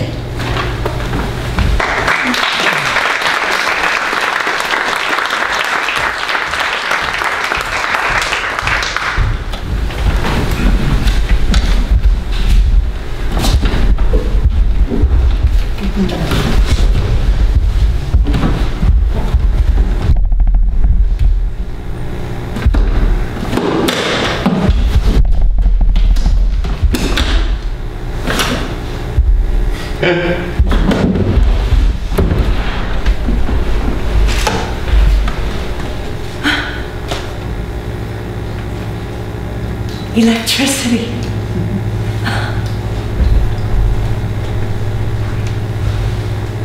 Let me tell you a bit of physics while this intruder tries to find me in the dark. When my mother first met my father, she was struck at how small he was on every level. His eyes, his head, his being, his name. He was a nobody. He only owned the clothes in his suitcase, she said. 3 shirts, 2 trousers, one with a hole in the center like it could drip urine, and a pair of rubber slippers. His ribs showed through his skin, his knees, 2 jutting lobes of rock buns knocked against each other as he walked into her joint that Christmas Eve of 1989, asking for money, mercy, room, food. She showed him mercy, all right, and many times after that, until she plucked a message from heaven and saw a dream where God told her that she was Father's fated mate. I like to call it Father's orbiting shell. She found a place in that shell in his constitution, and he stopped moving around like an unstable atom. And this is how their project to make electricity began. You see, electricity occurs when there's an exchange of orbiting things between atoms. That is, this atom says, here, take some of mine, to that atom. And then that atom says, of course I won't, you have some of mine too. Atom M for mother and atom F for father. Mother brought home the money. Father went to the market with her food list and brought home the change. Mother liked to eat shortcakes and watch the TV while the light beamed into her open legs. They shared in a slow flow at first. A bad sign. In physics class with Miss D, whom we like to call the female GG genius, interactions between living molecules were living processes. Living means that they are hardly quiet. Namely, eating, not quiet, shitting, not quiet, sleeping plus snoring, not quiet, mine snoring, not really quiet, you know? Because when you get to plug your ears with your fingers, you can still hear the inner machinery of your body humming away. It's a deduction I made from the female GG genius's teachings. I have to make up my own theories, yeah? Adam N and Adam F were slow. Do this, and father said yes. Do that, and father said yes. Soon yes turned to no and maybe, and why didn't you do it? And who do you think you are? Adam M is heavy when drunk. I managed to drag her down the hallway to her room when I was 7. And then when I was 10, I wrapped her arms around my shoulders like a necklace formed backwards and carried her to sleep. You see how atoms can give strength to other atoms? Sedimentary rock is usually heavier when wet, but we bear with the laws of nature. I never told father what mother said about his small days, but he knew that she told me things, and more than that, he knew that I felt sorry for him, that he was so short like that, and that he could not reach up and punch mother in the face with ease. But then a father hardly fights. He just talks. That's why he just talks. They're still talking now. Shuffling through the corridor, stomping their feet. Can you hear them? Grow taller! Grow bigger! My mother shrieked at him. I've always been too much for you to handle.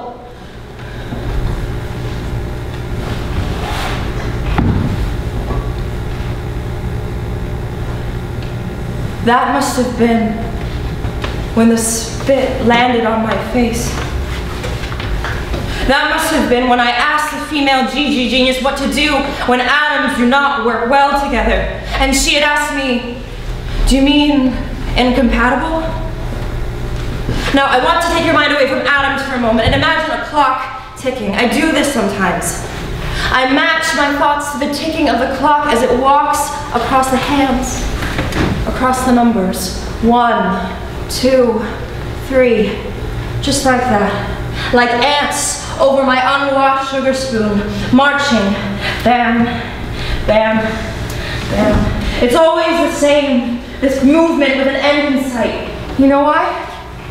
Because a clock ties them all together. I can join you in counting many such movements. A fatty heart beating its way to the grave. My mother flicking the lipstick off her lips to go out after a shouting match. Miss D swiping the tears from my face, and then her hands going lower and lower, back and forth, back and forth.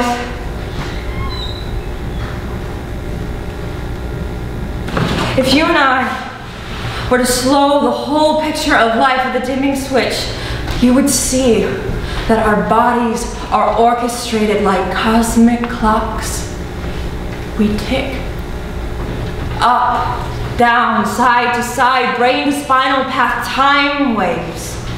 There is always a pre-ordered result at the end. And this is how I came to understand how Adam M and Adam F ticked through the initial vacuum that saw to me being born. Father cooked in the kitchen and told me that rice should never be salted while cooking. Mother snooped through my things looking for love letters from boys. And that's how she found GG Genius's letter. I had folded it in a toffee wrapper and slid it in a crack between the wall and my closet. Not even the eyes of Jesus could find it. Even a 16-year-old girl knows that sort of confidence. A Judas must have led her there. What hurt the most is that she interrupted one of her shouting matches to read the contents out loud to Father. It hurt to hear her say that Gigi Genius was sick and that she would be burned by God's holy fire. And Father had said it must be one of the schoolboys pretending to be her physics teacher because boys pull pranks like that. And she said he was a fool to have thought this and that his brain was as undersized as the rest of him. I can still hear the electricity working its way up their feet and igniting them at the same time. Their arms flung from their bodies at awkward angles. It is the atoms. Always the atoms.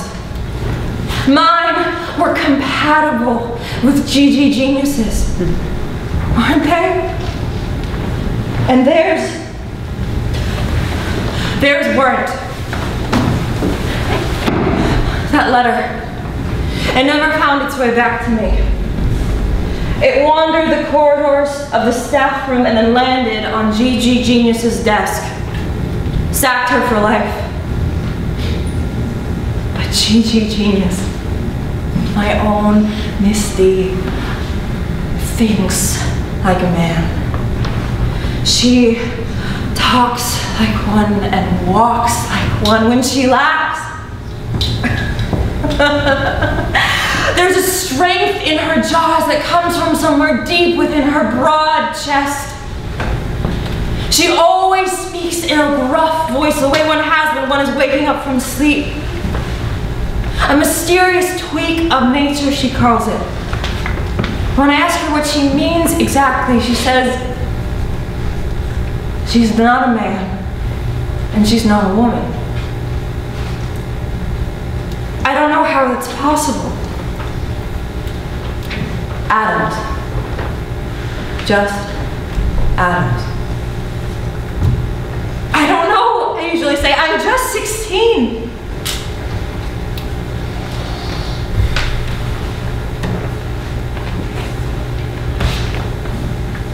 I'm just 36. Sitting in this closet, the way that I sat when Mother read my letter to Father. Can you hear her reading it? I can. Even as I hold my own son's letter, written him by. No, it's not from a teacher, written him by. I can't do this. 14. When Miss D started asking me what I was going to do when my parents hurt each other. And I had said, with such confidence, that I wanted to kill them all. To tell you the truth, I've been crying when I said that. And crying is not something I do often. But it was important that I cry. That Sunday afternoon in Misty's soft chair. Because I knew that I would be the one to watch their physics forever. Have I carried it with me for the rest of my life? My son's letter, my boy's letter is from a hand I do not know. But the handwriting, the way the letters curve around each other, it's from a girl who loves him. It's the electricity all over again. So tell me, what do I tell him about the slow and then fast ways in which people like atoms deteriorate? How they're thrown in the fire to roast? A small man. He's small like his grandfather. So yes, I want to keep this too and hide it where not even the eyes of Jesus can find it. All right, no, I will wait to think on this matter. I don't even know what I'm thinking. But why is it? This matter about atoms, shells, and darkness. Why is there no light in this closet?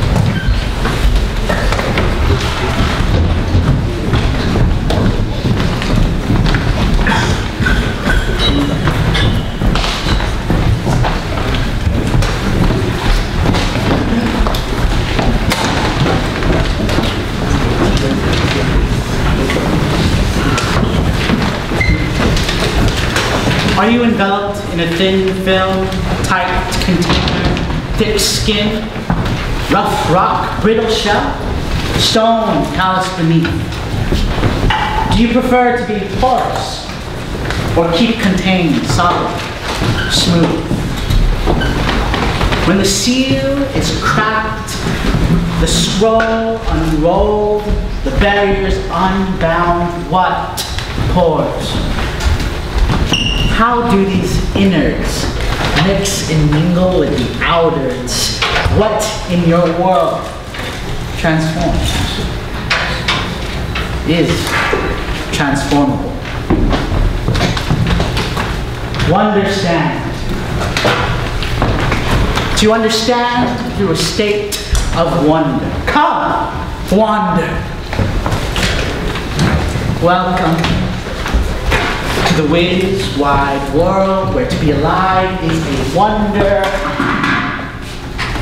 Free to be, hard to make. When you consider the state of under, then think of the state of place out there in here. All of the stuff stuck, settled somewhere between frame and gut.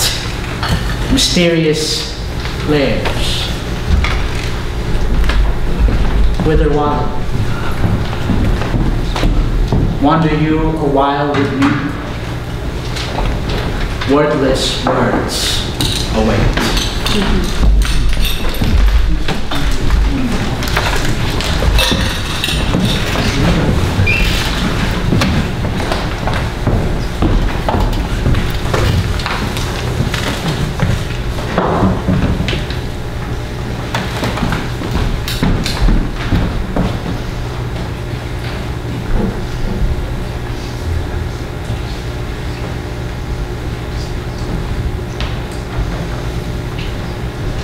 If I could be, if I could be more like me, more like me, if I could be, eyes, look, I'm human. Tell me, what is the state of your heart? Shape of your heart? Shade of it? The heart wants what the heart wants. What does it? Humble human. Your heart is humming.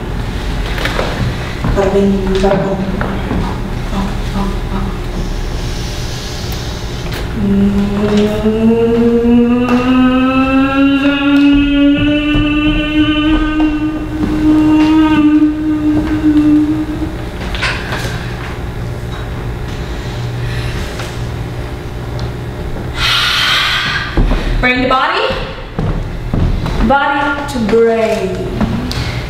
This is a message from body the vessel, the sacred muscle, body the being. Bada bing, bada boom, bada bum bum bum bum. Huh?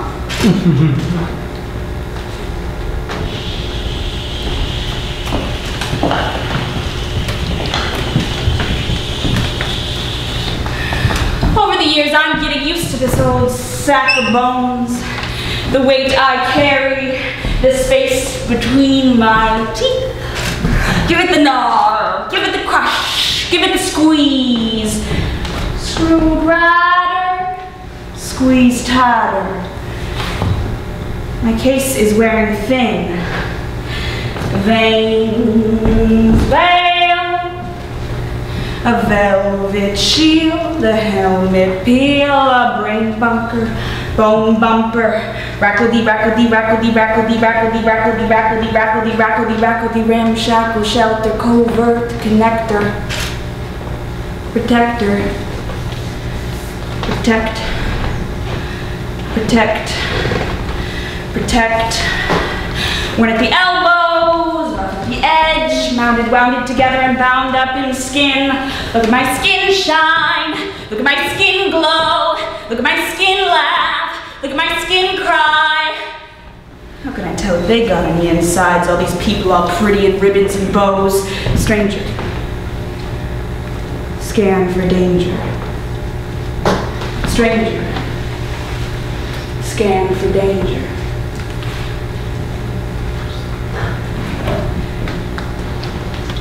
Insides like mine, or different? Inside, outside, inside, outside, inside, outside, inside, outside, inside, outside, inside, outside. Protect. Protect. Protect. Whatever the pressure, build a wall, draw the blinds, raise the fence, border it block by block. What is the wall? What is it blocking? Is there a threshold? A portal for crossing?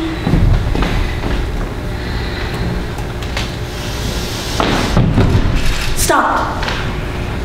By a barricade of blocks. Blocks that guard the gut in good daylight. Glue glue. Sticks you to something.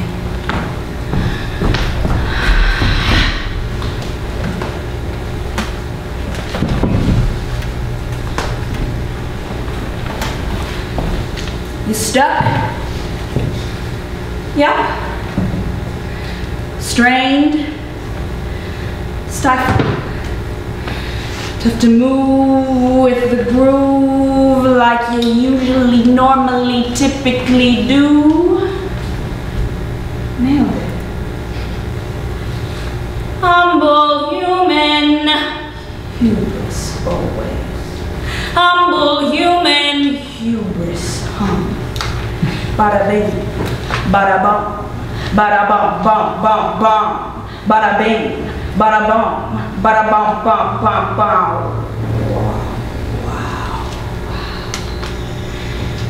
Inside this frame, there's some sort of pain, woven in with a knot and a gnarl. Here have I pain, and sit with it. Here have I pain, and sit with it. Here have I pain, and sit with it, stick with it, stuck. Call the Coast Guard when the Coast Guard's in the gnarled shark snarled and beckoned me to swim.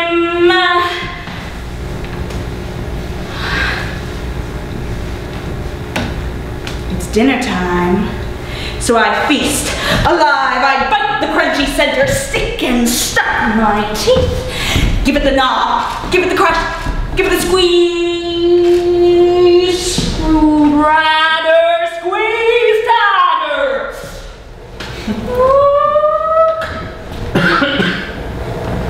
Chipping away, click, picking, kneading, holding, squeezing, ticking, beating, breathe. Struggle, wrestle, wrench, rot, breathe. Encroach, impose, enclose, implode, indecent and in control. Unlock, unlatch.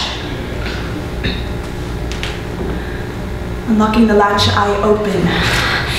Inner liquid seeps through the skin, unleashing, unleaving, relieving, releasing the wordless worlds within.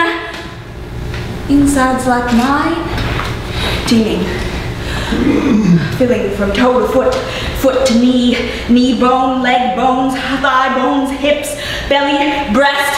Some sort of threads ought to sew up my head, ought her thoughts start to pour out like waterfalls. The force it rolls out. Freedom's coming, freedom's coming, freedom's coming, freedom's coming. Freedom comes in colors without names. For a while, running wild, arms outstretched to the setting sun, wind rapping, whipping, blowing my eyes out, washing my hair back, washing my eyes out, blowing my hair back.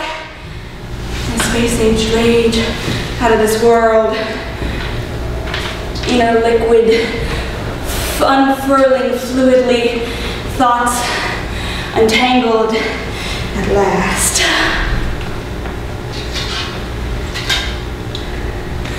Do not melt now.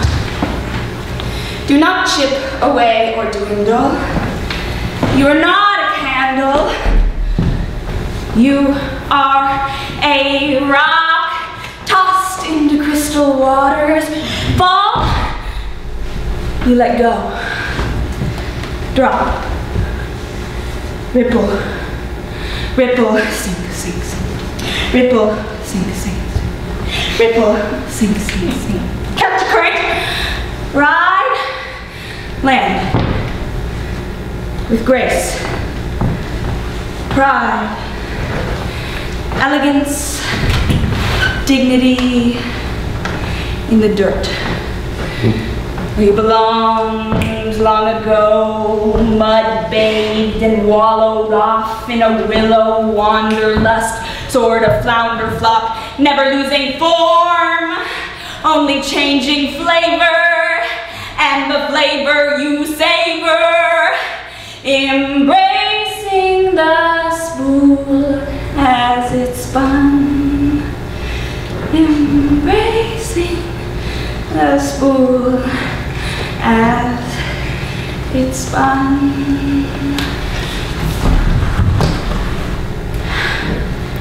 Divine prostration to the swift sky above, sweeping upwards in endless cirrus swoops of splendor. Finally, we remember, I am small. And the wayward wind whispers, what's the rush? Hush, hush. In the breeze we breathed and felt at ease again. How to remember, those others alive, also taking the dive, to take care and cradle their visions, versions, insights like mine, or different. Whatever the who, you and me too, strayed and searching for the possible with conviction. Goosh bomb. Rest easy while you spin. If I could be, if I could be more like me, more like me. If I could be, if I could be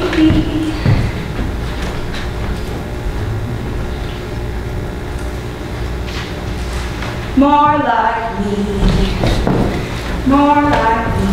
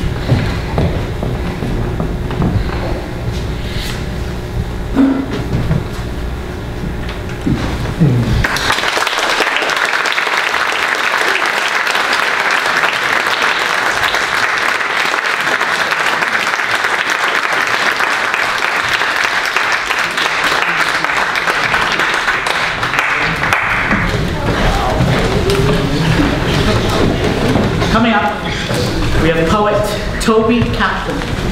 We will share short pieces from an unpublished collection entitled Obligations and Affections, rooted in neighborhood memory, ordinary magic, and disarming discoveries with language.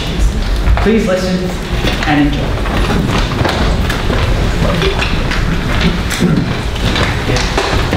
Hey, Ray.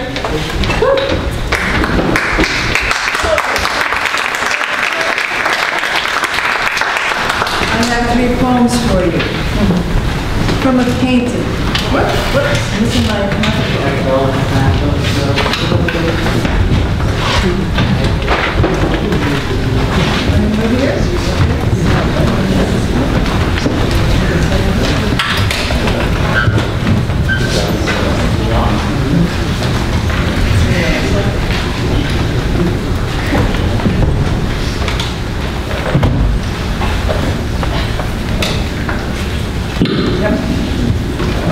from the painting.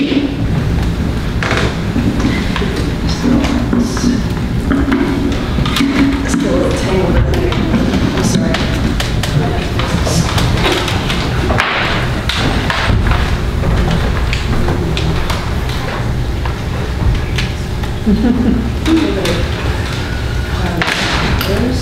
Okay, so hold up.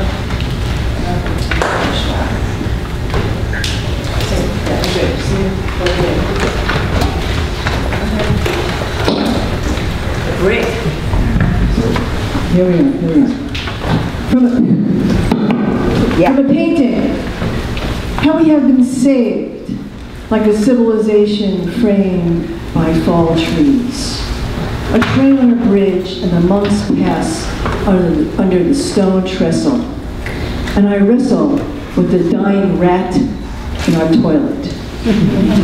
That rat, who made its way through a maze of pipes upstairs, held its breath, floated on its back, looking dead. But as I touched it, my hands gloved inside plastic bags that whiskered me, slimy and limp. Where our trains run and the monks pray for salvation and redemption, where is the train going? Where do the people live and where will they travel? Will they speak to their loved ones? Or are they fleeing the worst possible war or relationship, like a rat who wandered away from his rat's nest inside the sewer pipe, his family, his companions?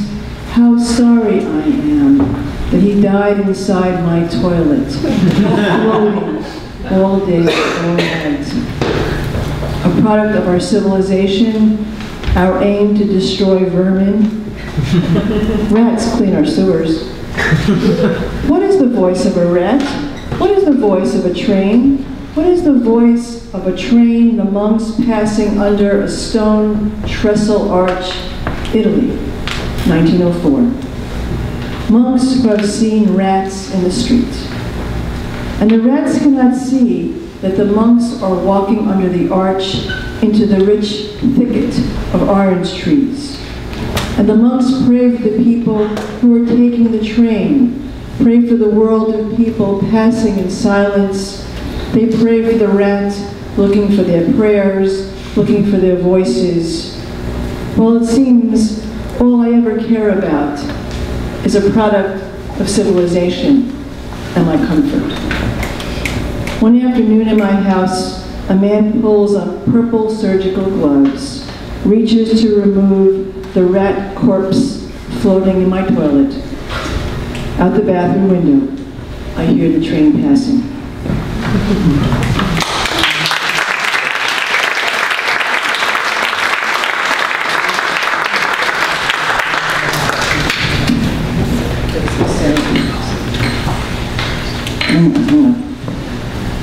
A Berkeley poem. The daily drone of street traffic, she could hear from the morning as she spat through her teeth at the blank pages around her keyboard clicking, computers murmuring information. Her mind was not on work. This machine displeased her, and she despised all the emptiness she could dig out from the guts of the world that wouldn't feed. She heard her galoshes in the corner sag. Nothing was in place. The voices of her busy co-workers lifted her out of the office chair. Bird call, cows, and children in the yard, crunchy gravel and glorious mud, in the splash of ochre sky, her feet light as laughter. The doorway was now cluttered with others from the office, asking her to join them. It's lunchtime. She could leave her file on her desk for later. They drifted into their raincoats. Some had scarves and hats.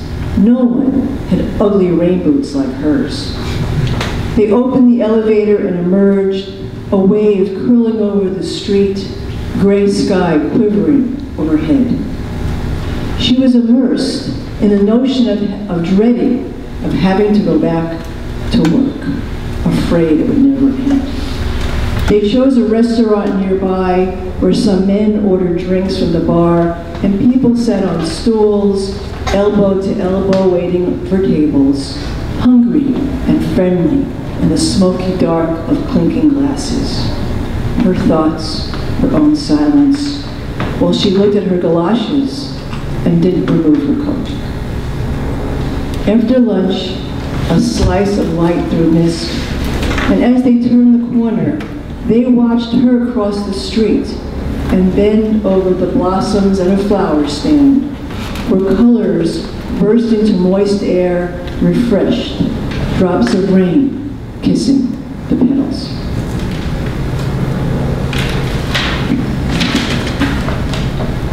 This piece, last piece, is called After Margaret Atwood's Bread. Some of you know Margaret Atwood as a novelist, but she also has some prose poems. Imagine a friend, so it's developed from some of her images. Imagine a friend. Up the stairway you walk into the house. There's bread on the kitchen table, branches sway against the window, and kids ride their bicycles on the street. Your mind is as empty as air in the night. When your friend comes home, you cook dinner and watch television, because nothing has ever changed, even though you have shared bread and lies and beer since you were kids. How silence questions. Imagine your friend leaving on a train, passing yards of factories and sunlight that once was home, a separation of years that makes you hungry for bread, as if you were in prison and they are interrogating you for the answers that will put others to death. You are preparing to leave. You take a taxi through crowded streets, looking at people as if they are in a fishbowl. You are going somewhere that will make you rich. Your friend has left for obligation, and generations of duty have made your friend feel stale and crusty like dried branches, old bread. The people in your old neighborhood can't recognize either of you.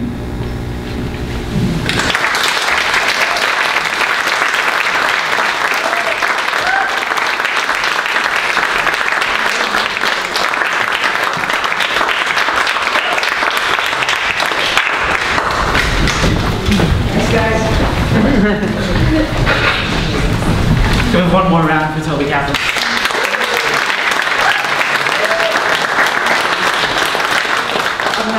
We have Valentina and Beatrice, who are immigrants from Italy, as they explore the life of the mind as stuck and fluid between places. Pezzetti 2, a short work in progress, explores linguistic imbalance and perhaps linguistic dissolution, as the boundaries between one's identity, place in the world, and languages blur.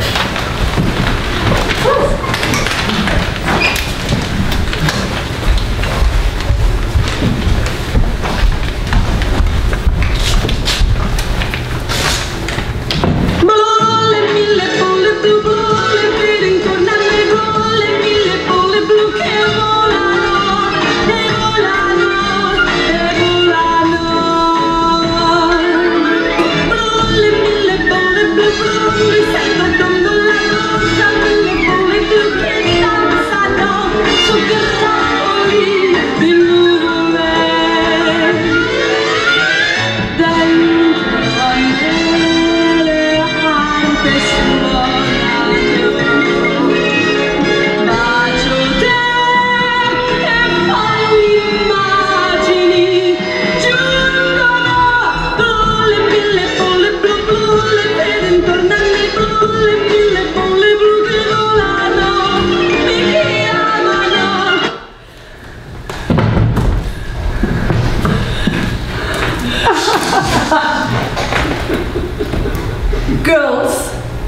don't wash their hair when their mothers die.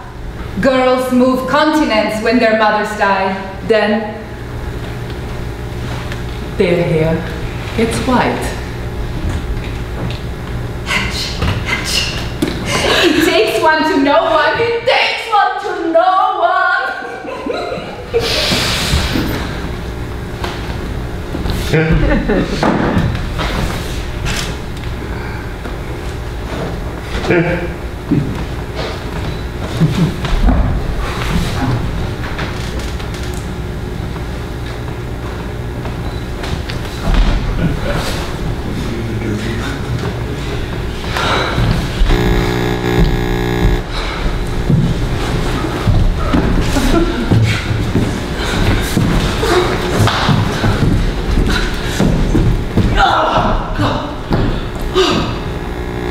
The cards you've been dealt?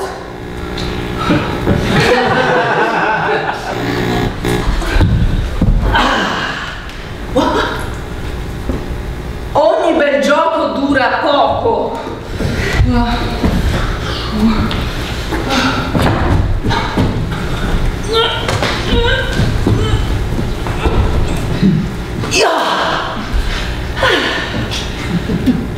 All good things must come to an end.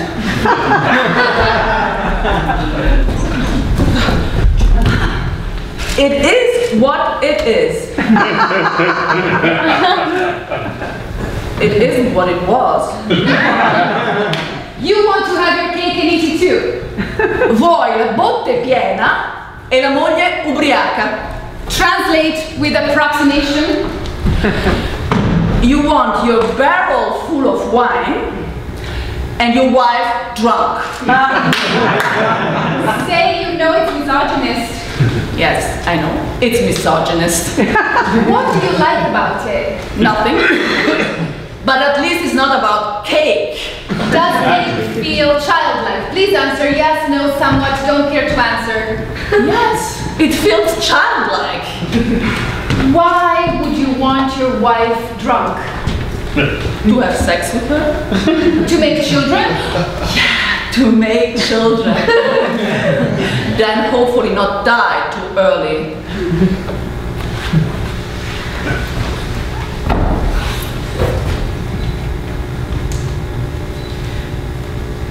Hair, so thick. The hair of a 16-year-old. Sai di cavallo. Smells like horse. Her aunt told her at the funeral. Then she realized she had not washed her hair since before her mother's death. She had not washed it for how many weeks? Remember, hair stays singular. Hair stays singular. So she had not washed it for many weeks. It will all come out in the wash in the end. Air your dirty laundry. Hang your laundry out to dry. Get your feet wet, wet blankets. Get your hands dirty. Get your hands wet. Put your wet hands on your dirty teenage hair and grow up and learn to move mountains. Buy shampoo! And when you're at the supermarket and your dance teacher wants to help you shop, the sisters are embarrassed. They know how to choose shampoo. They will remember the shampoo now and also the conditioner called Balsamo. They will go to a bathroom in another continent and forget the towel for the duration of the piece and wash all the hair, or at least dry it. One step at a time. It is what it is. I support you either way. It is what it is. I support you. We're on the same page. I have your back. Play the game. One step at a time. It is what it is. I support you either way. It is what it is. I support you either way. We're on the same page. I have your back. Play the game. One step at a time. It is what it is. I support you either way. It is what it is. I support you either way. We're on the same page. I have your back. Play the game. One step at a time. It is what it is. I support you either way. It is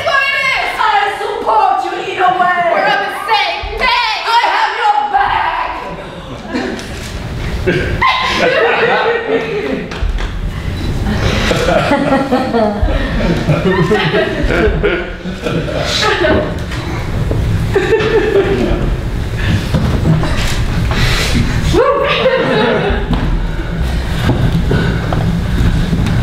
will be harder to feel like yourself. It will be harder to stay dirty. It will be easier to make your own cake. It will be easier to feel alone. Get your feet wet.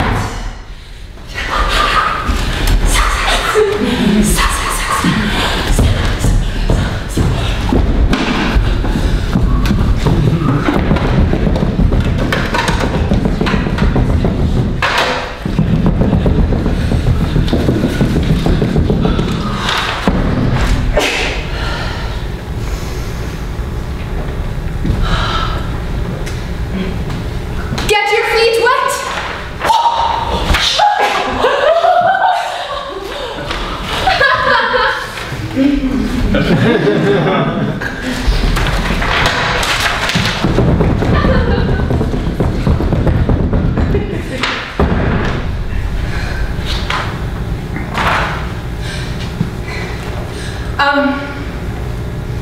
Wind on your wings.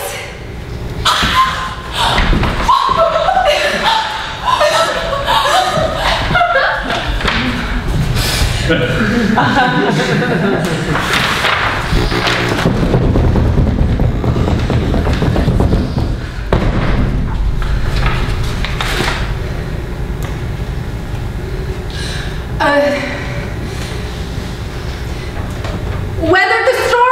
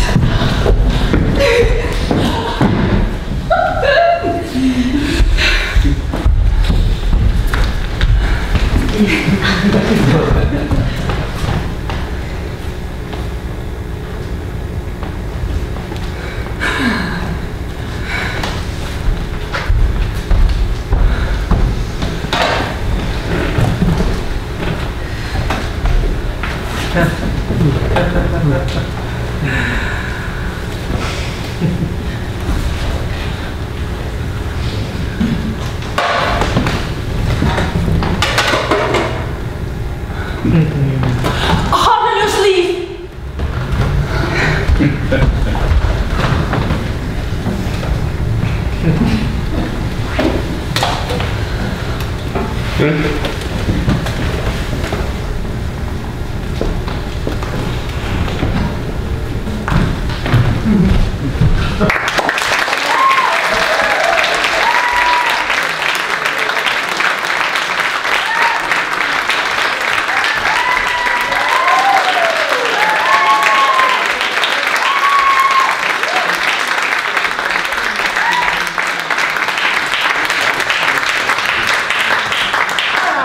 It's intermission, so feel free to stand up, stretch your limbs, enjoy our refreshments, go stink up the bathroom.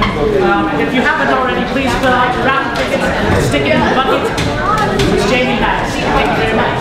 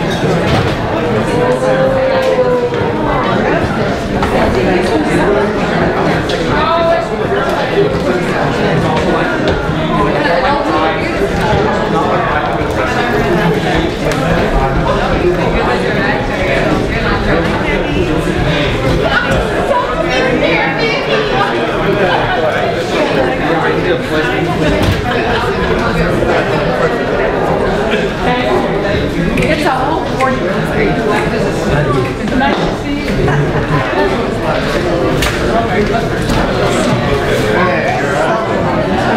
We're in a second.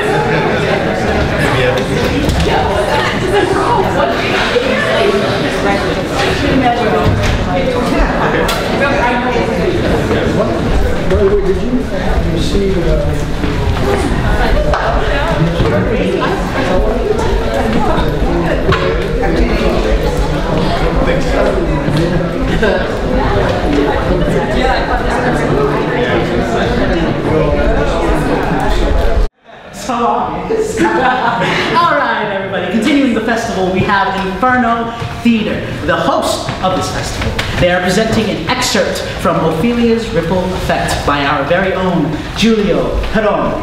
Oh, yeah, clap, clap.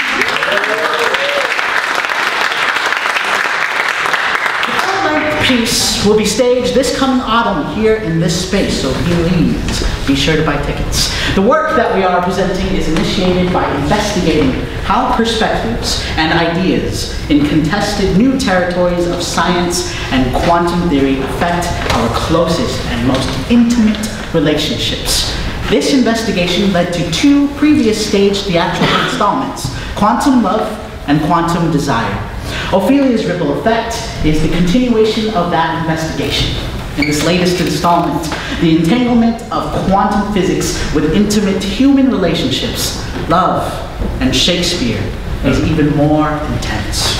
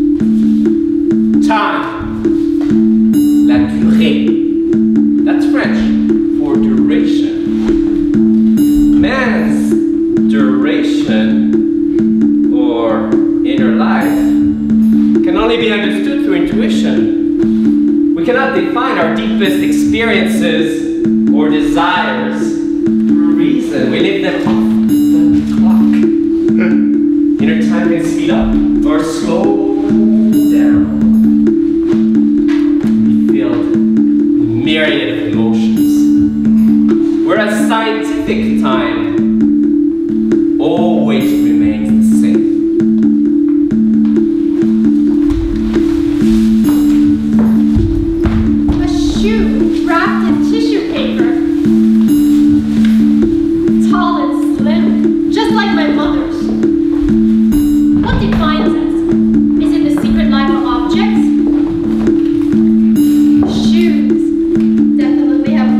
hero. You slipped them on.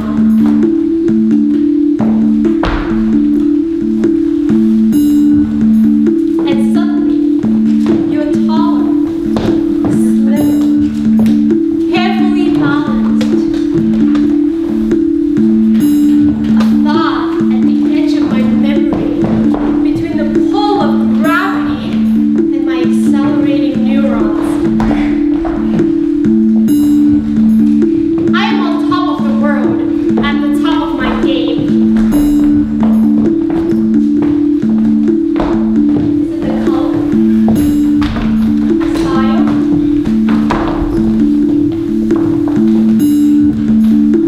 The jolt of electricity courses up my spine. Must be an adrenaline rush from my memories.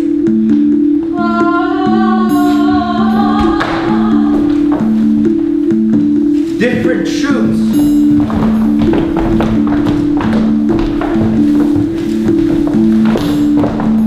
Different physique. Same familiar rush. We put on one shoes after another as if we're speeding down memory lane. Too loose, too tight, just right.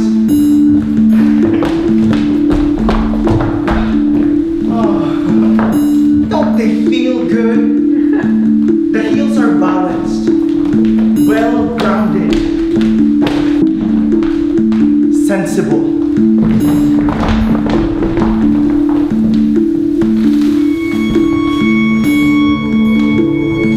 Ripples are simply magic circles that remove us briefly from the flow of time and everyday life. Ripples lead the way toward true desire as they draw us further away from established identity.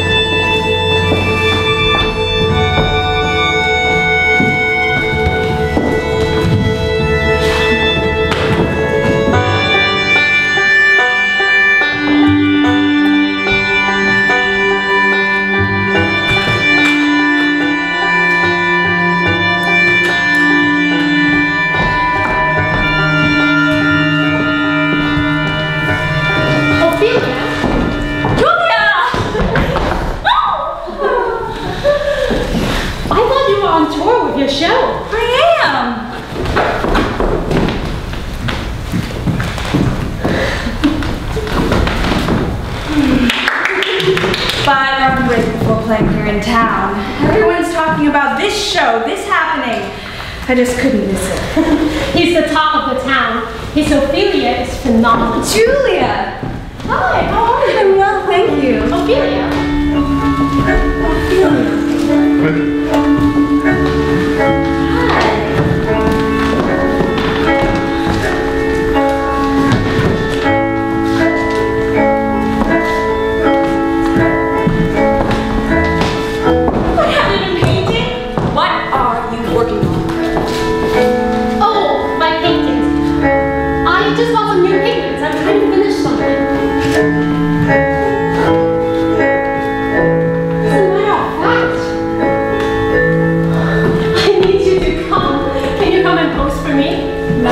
Your mystical inspiration. You are my inspiration.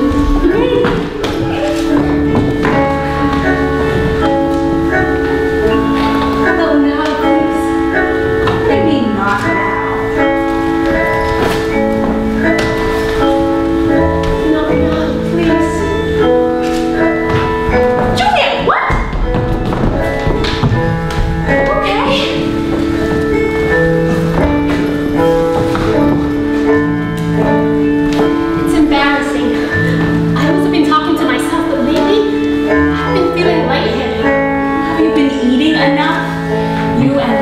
I think I have visions.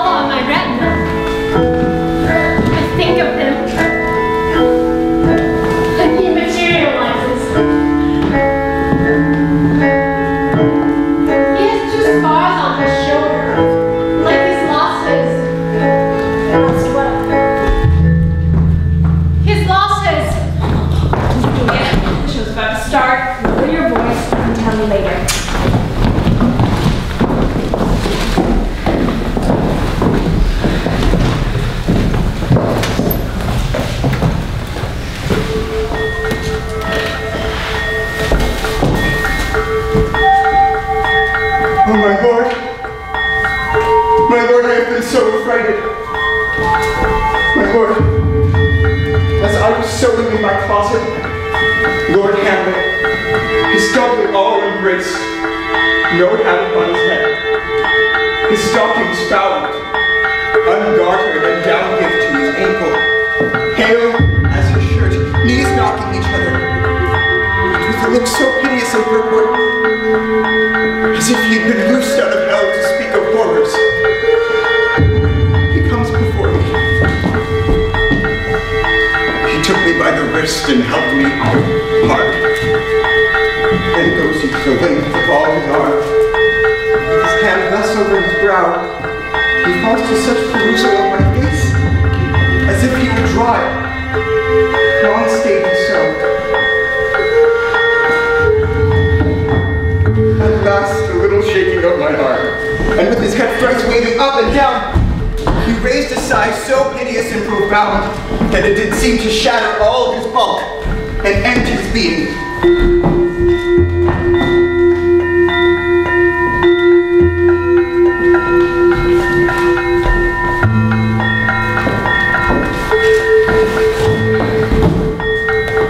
That done, he lets me go.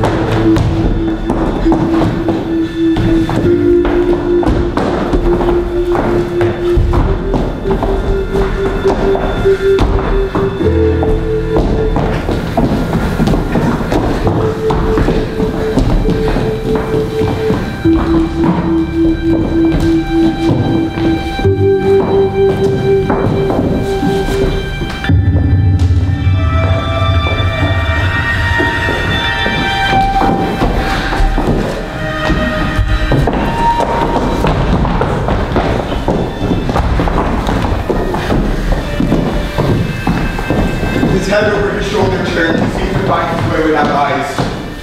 For out of doors he went without their help. And to the last, bended their light on me.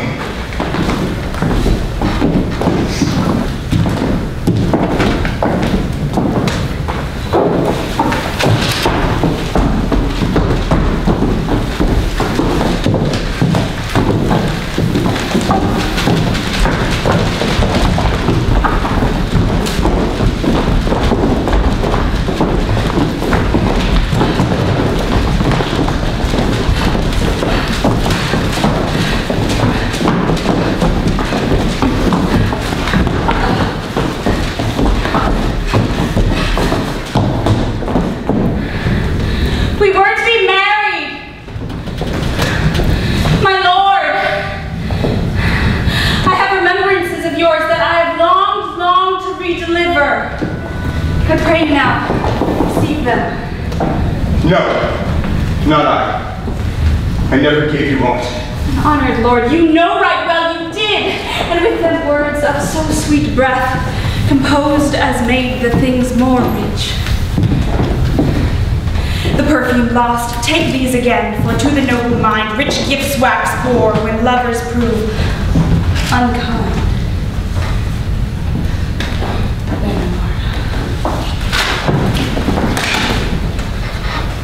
Are you honest? My lord? Are you fair? What means your lordship? That if you be honest and fair, your honesty should admit no discourse to your beauty. Beauty? My lord, better discourse than with honesty. Aye, truly, for the power of beauty will sooner transform honesty from what it is to a god than the force of honesty can translate beauty into its likeness. This was sometimes a paradox, but now the time gives proof. I did love you once. Indeed, you made me believe so. Well, you should not have believed me, for even virtue cannot so inoculate our whole stock. but we shall relish in it. I love you not.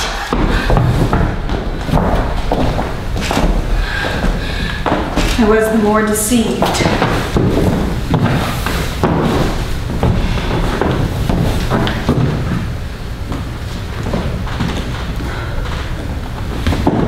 Get me together. Why must I be a breeder of sinners? I myself Indifferent, honest. But yet I could accuse myself of Such things that were best for my mother and not for me. I'm very proud. Ambitious. With more offenses at my back than I have thought to give them in imagination to give them shape or time to act them in. What should such fellows as I do? Crawl to the earth and heaven. Weird errant knaves all. All we none of us. Go thy way to a nunnery. Heavens help him. That was Mary. I'll give thee this plague as thy dowry. Be thou as chaste as ice. As chaste as ice. Pure as snow. As pure as snow. Thou shalt not escape calumny. Thou shalt not escape calumny.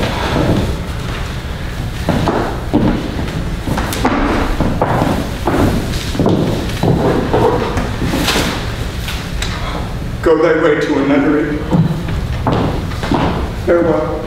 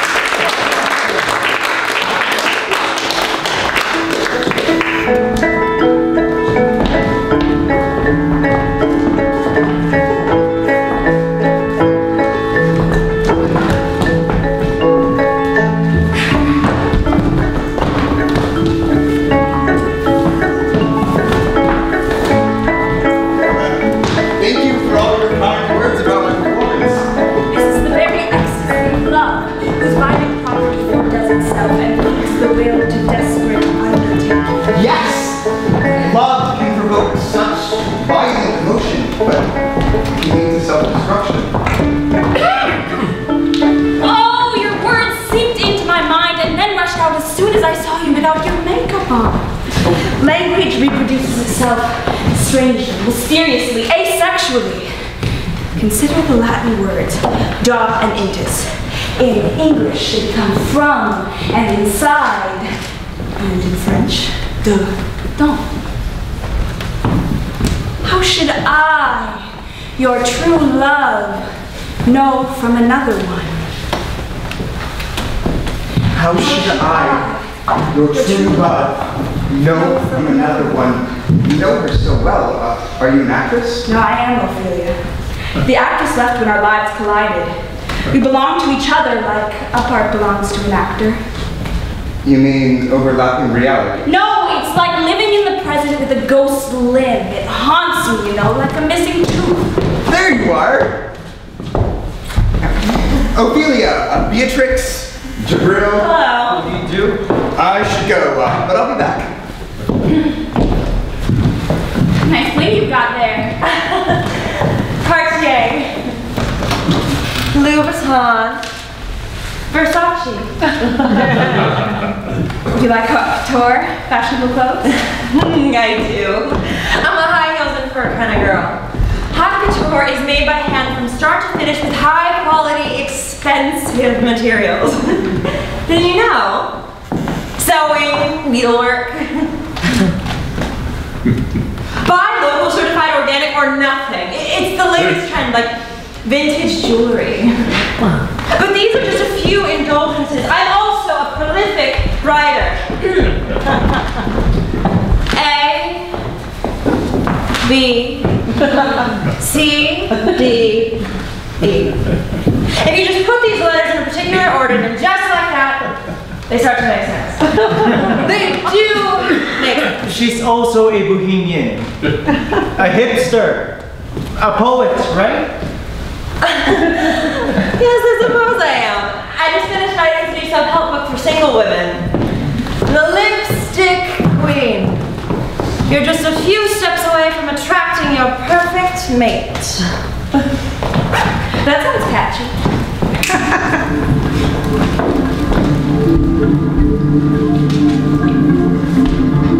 A little emphasis on Cupid's bow makes the lips fuller, more sensuous. It creates a juicy wetness. Cupid's bow is the double curve of the upper lip. It looks just like Cupid's bow. Carefully apply to the lining of the upper lip, then finish the look with your favorite lip gloss.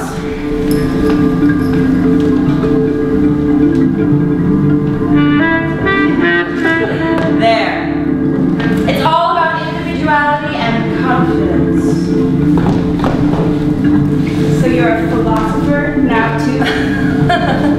Oh no, I'm just trying to make sense out of all this. How can all of this exist in a vacuum of empty space? There's so much to see, so many memories. Rouge is still the ultimate cosmetic. Rouge. Yes. Never goes out of style.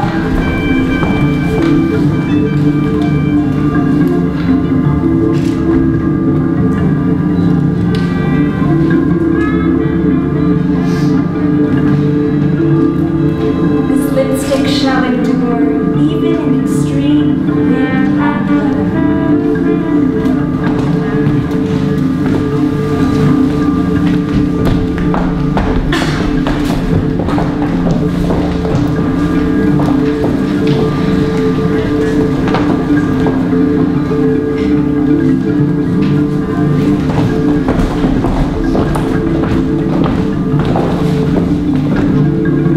Mother Nature herself painted your lips so red. My lady, you would be the cruelest woman in the world if you let your beauty die with you.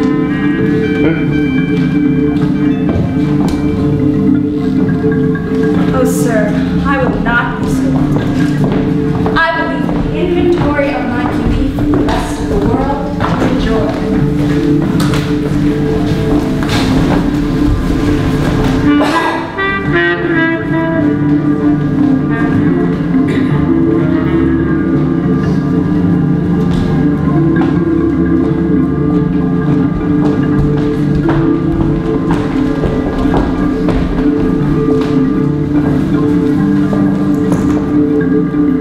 So you're a poet as well? I'm afraid not. I stole those lines from Shakespeare's Twelfth Night and recited them as I remembered them. When you mentioned rouge, it reminded me that Londoners started using that new cosmetic in Elizabethan times.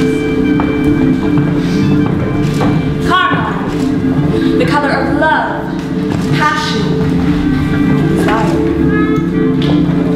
It had just arrived from Mexico City and spread like an epidemic to the faces of every European person. Yes. Red cheeks and lips. The ideal of health and beauty. Carmine. Animal red. Extracted from the dry bodies of the cochineal insect. Cochineal. The bug that changed the face of women. Isn't that amazing? I'm always astonished at how elements hide in cells and insects. How they can be transformed. And yet we walk past them unaware. We breathe them in, breathe them out. We transform them as they transform us. Time marches on. It piles up and slows down. It circles us in continuous waves. In other words, life simply continues. It seems that at its simplest level, life is all about waves, energy, and chance. I love to watch the waves. They repeat themselves, yet they can go in any directions like ripples in the water. My favorite waves are those smooth, What about quantum entanglement? What about it? When two particles interact, they become a part of the same system. Quantum relationships and microcreation would be real. What about law of attraction? Oh, that's only a catchphrase used to describe the nature of the bodies that have a tendency to attract. This means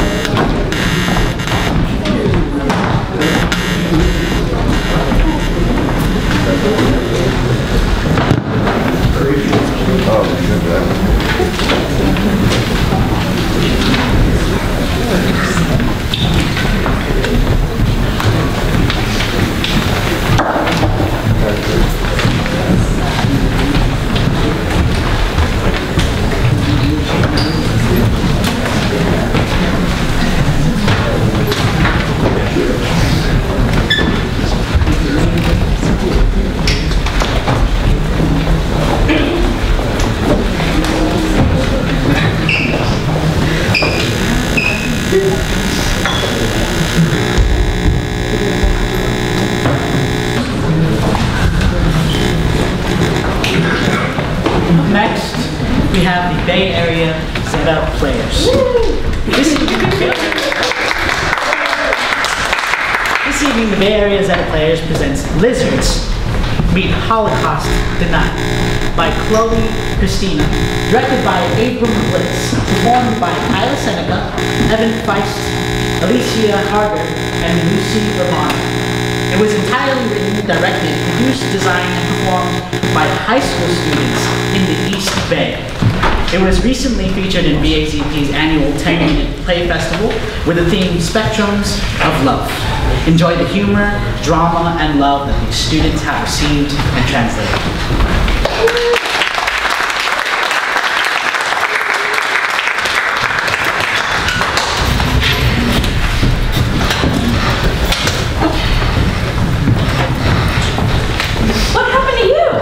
A stupid fucking lizard. Ran out in the middle of the street right when I was getting some good wind.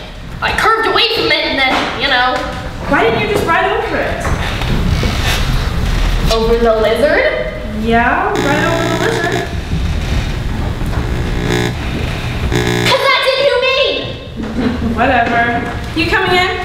No, I'm gonna wait for Stacia to come back. Why? I want her to feel bad about my injury. Whatever. See you later. What the fuck happened? Save it! What? This happened because you didn't get my wheel fucking fixed. Nuh-uh. Don't nuh-uh me. I almost died. Don't be dramatic.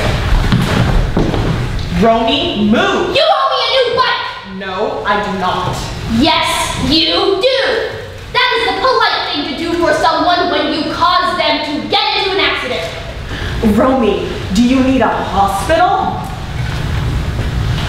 No! I don't need a hospital! Then you weren't in an accident. That is not the proper definition of an accident! What are you doing here? What do you think?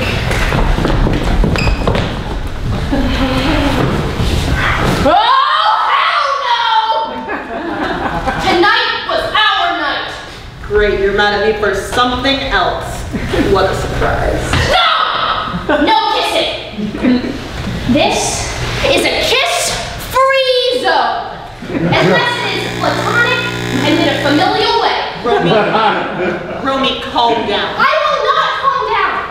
Mom and Dad go out of town for one night and you go and invite your stupid boyfriend over. Hey, duh. You said we could have a sister night. A sister night, Stacia? Oh my god, I suggested that like a week ago. Yes! And when we agree on a date and time, you let the other one know when plans are canceled. Why do you care so much? Because I rented Sisterhood of the Traveling Pants and I ate your boyfriend. I'm right here. No one was denying that you are. Okay, I am so not doing this with you today, Romy. Fine! Then I'll have a sister night with Liza! Oh, please, no. I'm not staying here any longer than I have to work.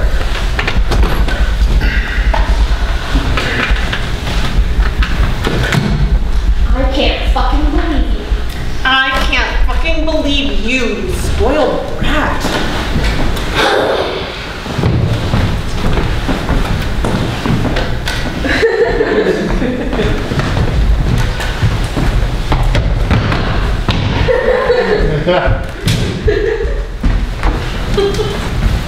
It's her problem. I don't know. She's hormonal or something. Sorry about that. It's whatever. Sensitive boy. Excuse me. Right. Lewis, this is our, well, this is Liza. Oh yeah, we met. Huh? Oh yeah, the party last Friday. Wasn't that fun? It was alright. Look, sorry if I said anything weird. I don't really know how to act Around me? Oh, well, don't think of me as Stacia, the heiress of the apartment you clean. Just think of me as Stacia, your classmate, and your friend. That really helps, thank you. For sure.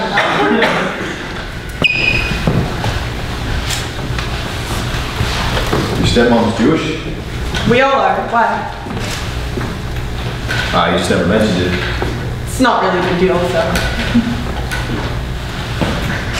It's kind of weird, right? That you're Jewish. Why? You just don't see many black Jews. I guess. So you converted then, you and your dad? Nope. Always been Jewish. Really? Yeah, actually, my dad and Romy's mom met at temple. You guys go to temple? My parents do. Romy and I go sometimes. Do you want to go see a movie? It's funny, you see black Christians, black Muslims. You don't really see any black Jews. Yeah, I guess. So, a movie? Okay! So I thought about it, and I calmed down. Good. I mean, it was really horrible of you not to honor your promise, but that doesn't really matter, because I calmed down now. Okay, whatever. I mean, it would be nice if you could at least act like your sister holds some weight over your boyfriend, but that doesn't really matter, because I've completely forgotten why I was mad in the first place.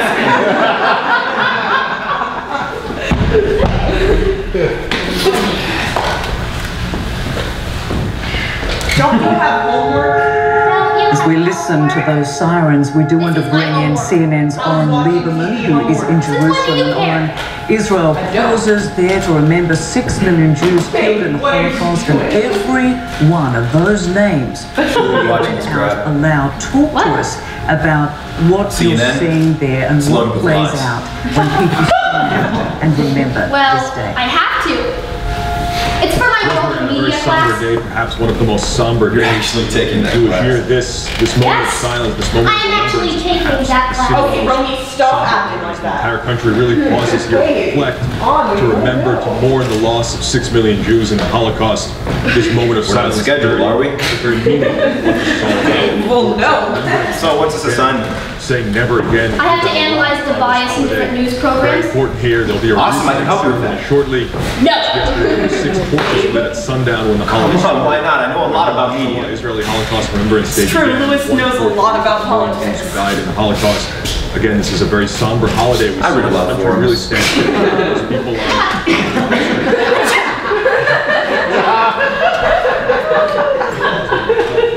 Born in their own way. You mean like Reddit forums? Yes, but Lewis sees politics in everyday things. Much of the He thinks the best way to learn is to have a discussion. On this very powerful day here in Israel. Yeah, and on what are you looking at right the now? eve of Holocaust Remembrance Day, Prime Minister Benjamin Netanyahu told the people of Israel what's on the that screen right Iran's government was like the Nazis. What did he say about this? And how are people responding to that comparison? And do any of you know what day it is? It's This Tuesday. is a comparison he's made before, but he's never made it this powerfully and used language. Really, Station, none of you know what day it is. In the Western world. It's January 27th. The destruction of the dead. Yes, January 27th, International Holocaust Remembrance Day. For sure. I knew that. He's put out a statement almost. Rome, you didn't know that? This is the strongest. You need to brush up on your Judaism. Yeah, let's listen to a little bit of speech here. But so the media is covering. So the media is covering International Holocaust Remembrance Day. Shows that the historic I get it. lesson has not been learnt. But do you get it? In the face of Iran's aggressive actions, The media is manipulating the way we think about the Holocaust. Excuse me? Again, it's a comparison he's made before, comparing the Nazi regime Do I really need to say it? the Jewish population in Europe, the Iranian regime that has said that they would Fine, I guess I'll say it. wipe Israel. Jews off the control map. the media. Netanyahu said, Romy! Out! I want him out of my house. Romy, just sit down. How are you going to understand other people's viewpoints if you don't listen to them? Stacia, your boyfriend is a fucking lizard. A what? Romy has this It's not a theory. It's a fucking fact. You know that conspiracy theory that Jews are alien reptiles that control the government? Romy believes the opposite of that. It started as a joke. It was never a joke. No anti-Semitic piece of shit has ever proven to me that they aren't a lizard. She thinks that people that claim Jews are lizards are just lizards trying to cover it up by putting the blame on someone else. What? Stacia, I'm not anti-Semitic. I love the Jews. I know. Do you have a problem or something? Where are your scales, lizard boy? Show that to me. Show me your fucking forced tongue. I am not the enemy. Just try to understand me. Oh, I want to understand you. I want to peel off your faux human flesh and find out where your mother's hip is. No! I am not a lizard. That is exactly what a lizard would say if they wanted to lie about not being a lizard. I am not a lizard. This is stupid. Please. Romy. In this country, Jewish people have a lot of privilege. They're Hollywood producers, politicians, reporters, so it makes sense that we hear and learn so much about the Holocaust. But how much do we really know? How can we know how big the Holocaust is if we hear so much about it? Read a textbook? That is just the problem. How can we know it's historically accurate if what they want us to believe is written in a textbook? So you're saying we shouldn't believe anything anyone ever says? Exactly. Don't twist my words. Got it. So all of our textbooks are wrong and you're the only one who knows the actual truth? Stop it. Because you went back in time and shared a beer with Hitler and realized he wasn't so bad. That is not what I'm saying! What are you saying? I'm just saying we might not know everything that happened and we shouldn't be so quick to believe what we're told. This is how it begins. This is how the lizards begin to take over. They make us doubt our whole history and then create a world of paranoia! Calm down. I'm sorry, are you saying we shouldn't believe that the Holocaust happened? No. I'm just saying there are two sides and both have some pretty valid arguments. Are you serious? Did you know in some countries it's illegal to even suggest the Holocaust didn't happen? Bullshit.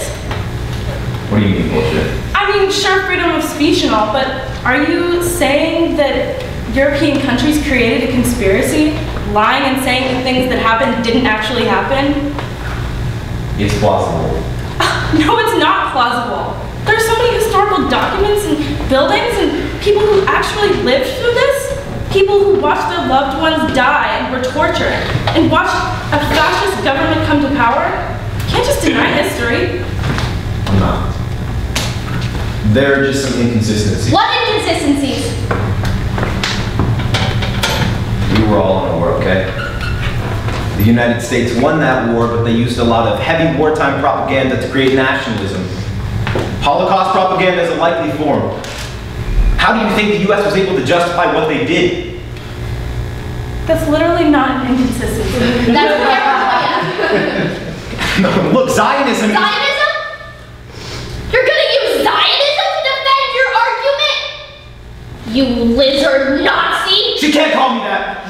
Stacey, she can't call me that. No, I'm sorry. What? Nazi? Is that what I can't call you? I can't call you Nazi! Nazi! I am not the enemy! Who is the enemy? American Jews funded the Holocaust. How do you think? Why don't we ever talk about the monetary system? Where the funding for the Holocaust came from? Why would American Jews fund a genocide for their own people? You do know that Nazism started as a socialist group. People didn't know genocide was going to happen until it happened. Louis, you know my great-grandmother's from Germany. She fled the Holocaust. Everyone else dead.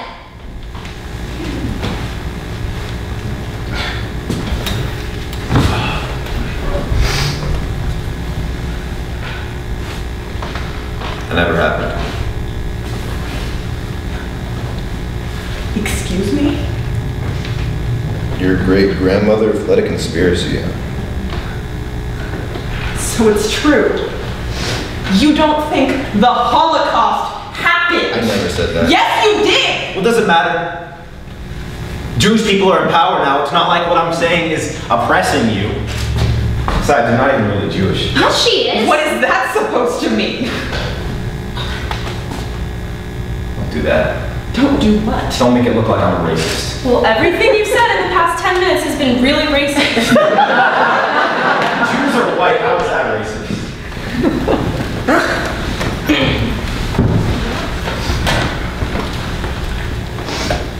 Stacia, you know what I meant. Most Jews are white, and they're just trying to feel oppressed. Stop talking. I read a story a couple weeks ago that a lot of Jewish people spray paint swastikas to make it look like there's anti-Semitism when there isn't any. Stop talking. You're just digging a deeper hole for yourself. Look, Stacia, how can I be racist? I'm dating you. And oh, what a fucking charity that Shut up! Don't tell my sister to shut up. She's not even really your sister. Don't you see how warped Judaism is making you think? You think things that don't matter. It doesn't matter that I believe something from 50 years ago that you don't. It doesn't matter. We're just having a conversation. Freedom of speech, right? I'm just asking questions. And I'm just ignoring them. You can leave now, Lewis.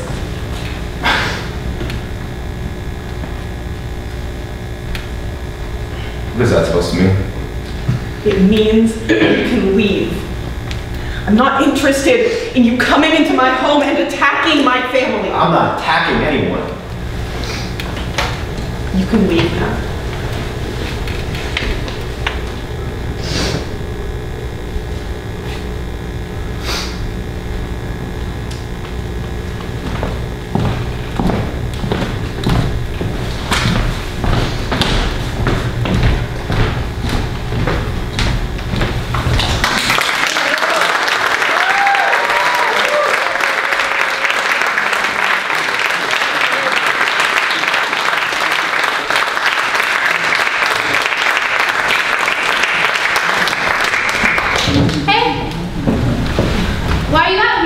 Forgot my keys. Thanks. Ew! What? A lizard!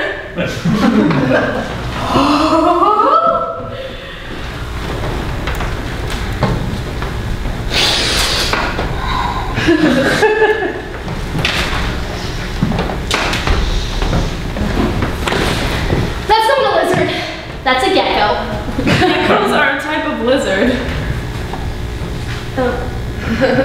Whatever. You coming in? In a minute. Weirdo. Where is your mothership? What you got there? A gecko. A gecko is a kind of lizard. Don't you think I know that? What are you gonna do to it? God, you make it sound like I'm gonna do something nasty. I'm just asking. Well, if you really must know, I'm going to set it free. But? What but? Why do you think there's gonna be a but? Romy, what's the but? I'm going to ask it some questions first. Weirdo. Whatever.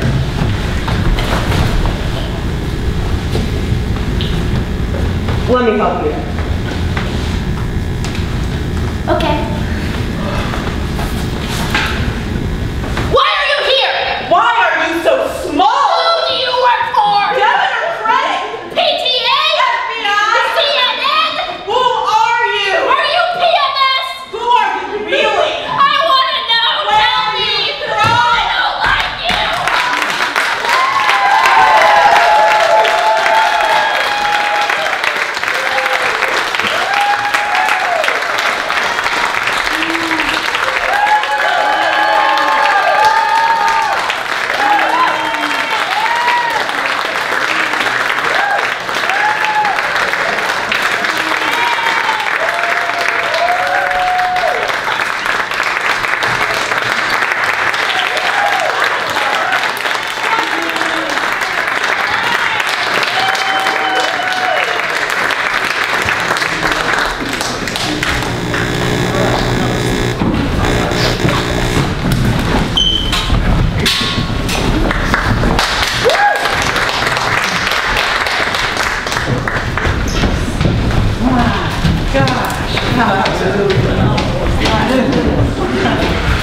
We're going to continue with Anton's Well Theater Company.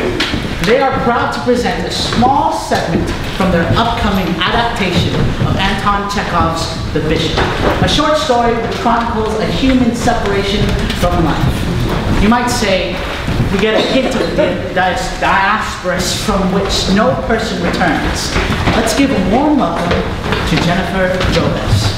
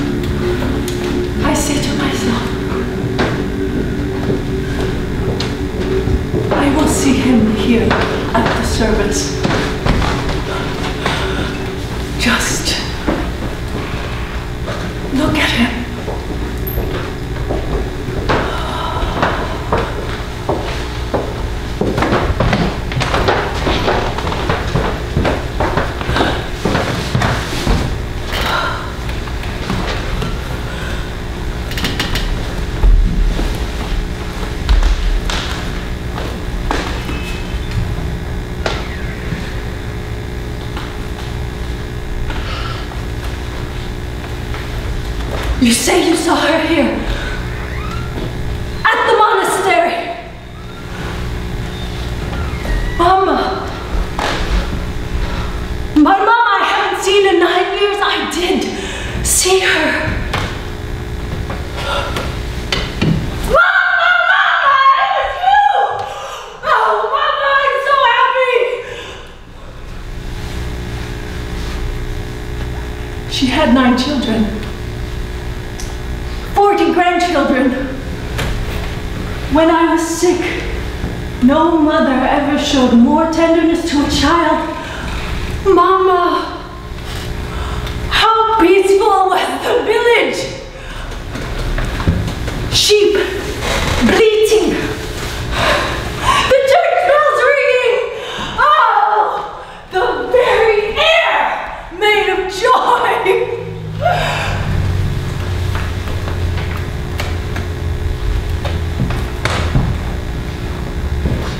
Do Dear Lord, why is it we remember everything so much more beautifully than it ever was?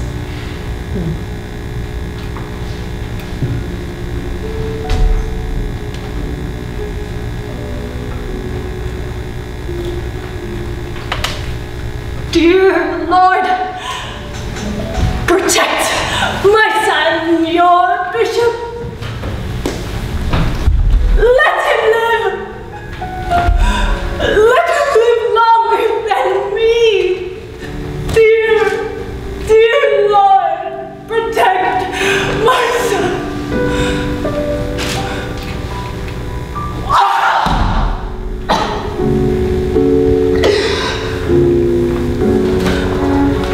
My mother came today.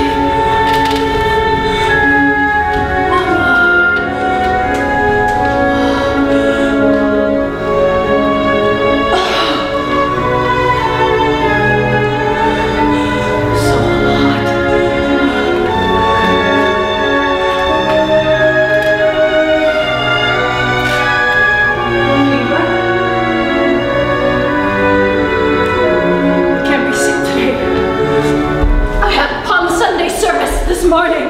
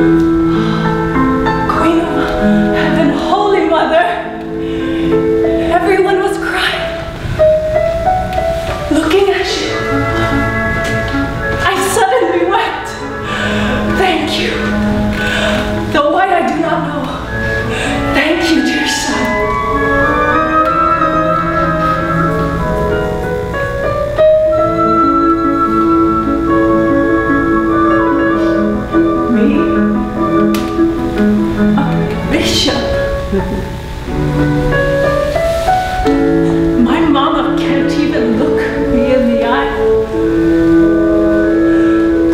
My mama, in supplication to me,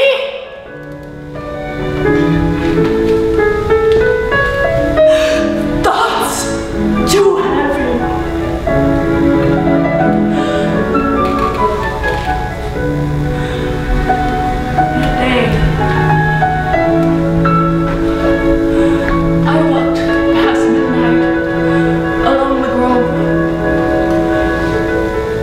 Everything seemed so inviting, so young. The trees, the sky, and even the moon.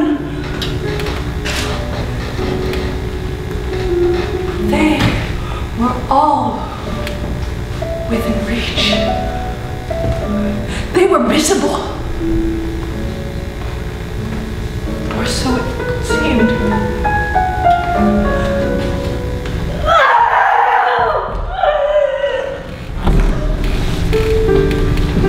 Damn headache! Son,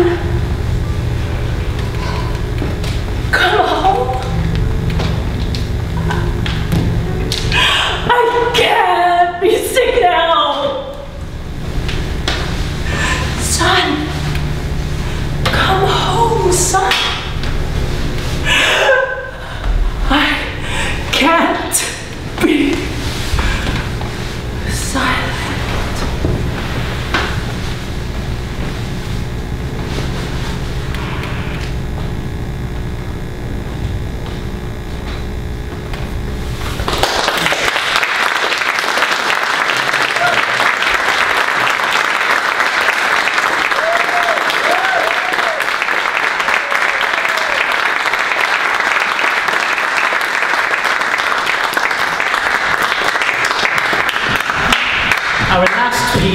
but not least piece of the night is God and Xylophones. God and Xylophones is a dance to dramatic monologue about music and spirituality. Through one seeker's journey, it explores what happens when we try to cross the space between the human and the divine.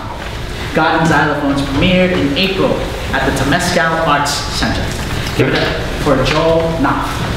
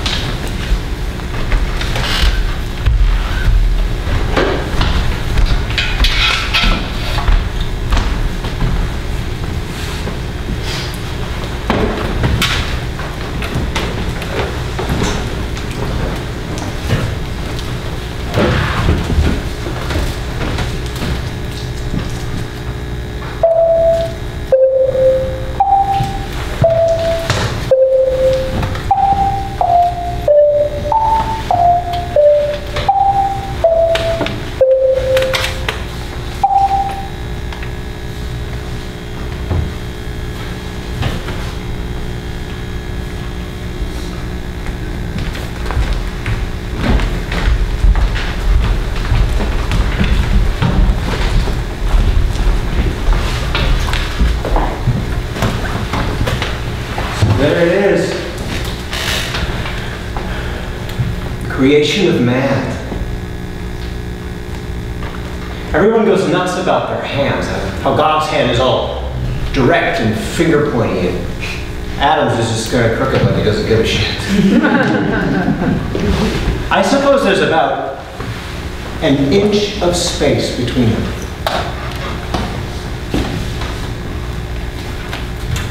The God gap.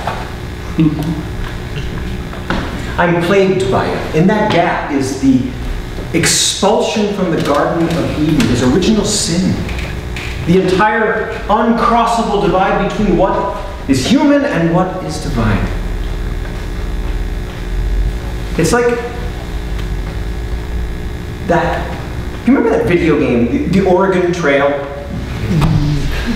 The gap is like a river that you can't ford because no matter how nice your wagon is, how many oxen you have, the river's just too damn wide and someone's going to drown. It's like the poet Robert Browning said. Ah, but a man's reach should exceed his grasp. Or what is heaven for?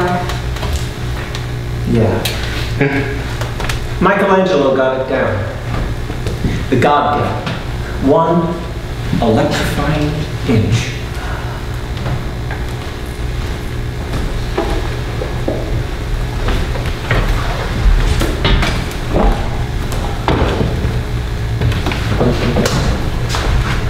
I started seeking when Isabel told me she didn't love me back.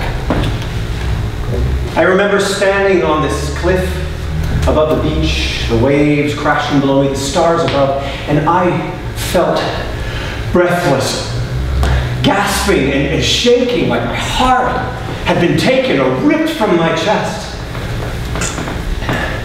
It was just me, alone, under the stars, my first experience of God. You won't believe it, but God gave me an orgasm.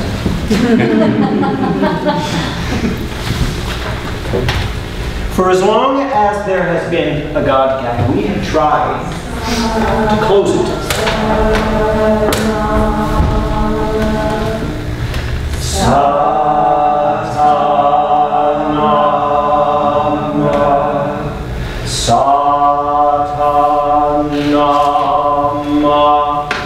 God's true name, God's true name. Is this how I find you again?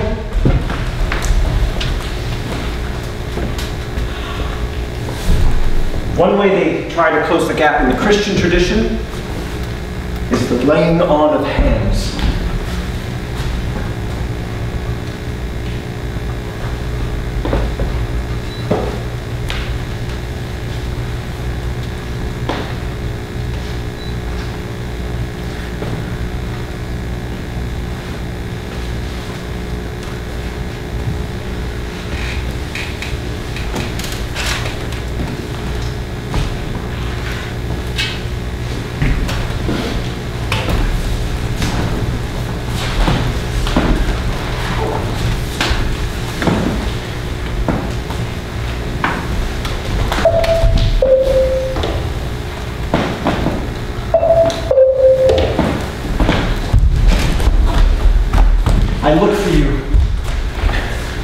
in this cavernous cathedral.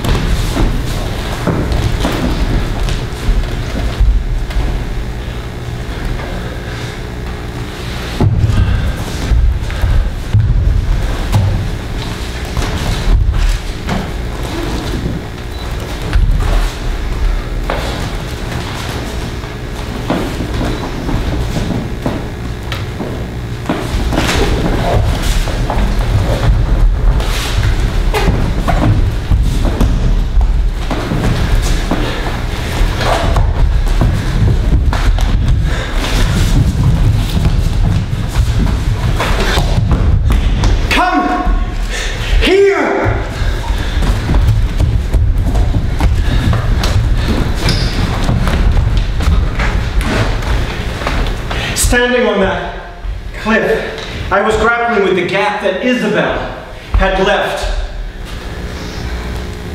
But it's not just people that can leave a gap. In ancient Jerusalem, there was a temple built that was the Jews' holiest place.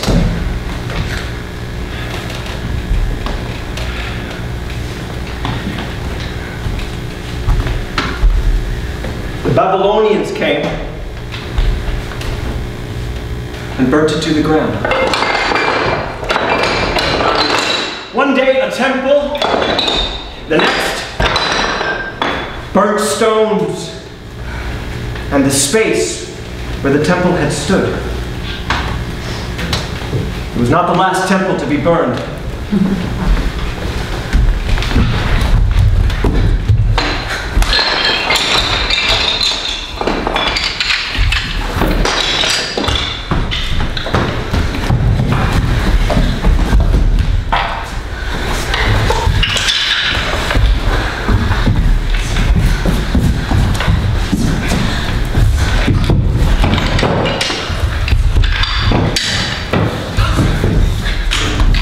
In 1945, during the firebombing of Dresden, the Cathedral Frauenkirche sheltered over 300 people.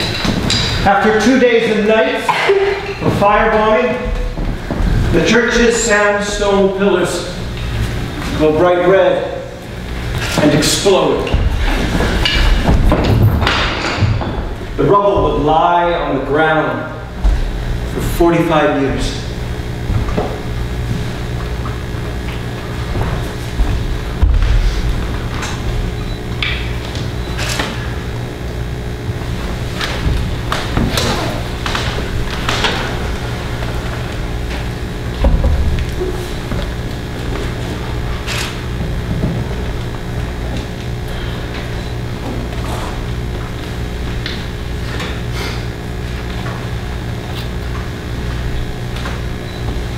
They say that trees are made of two kinds of wood, the sapwood and the heartwood. The heartwood is the old wood in the center. You can carve it out and the tree will survive. You can actually take the heart out of a tree and it will heal itself.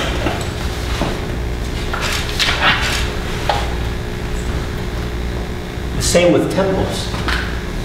After the Babylonians destroyed the first Jewish temple, the Jews built a second one.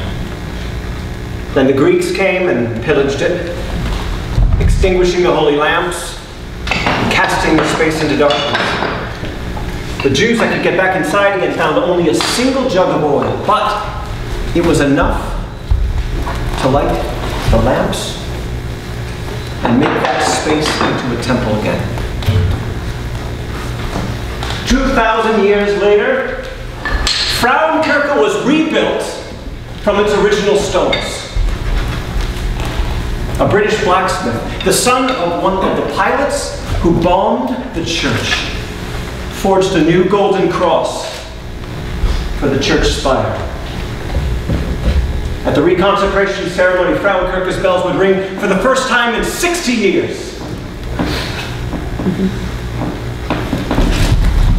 Reconsecration can't restore what was lost, but it can help us make meaning in the spaces left behind.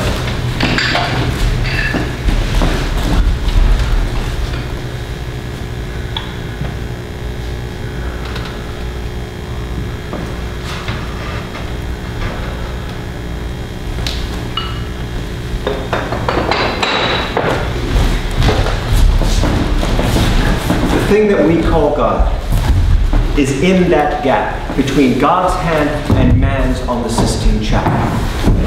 The gap is where sparks fly. It's where Icarus burns his wings. The point is not to get to the other side, but to reach for it, like the graceful arc of a tree branch growing towards the sun, or the curve of an outstretched arm, pining for a lover.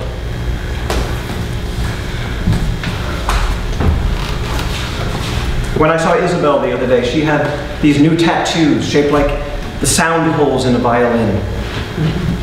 And she said, "My body is my instrument." My body is my instrument. Our losses become our sound holes. They create these resonating chambers inside. You are the instrument.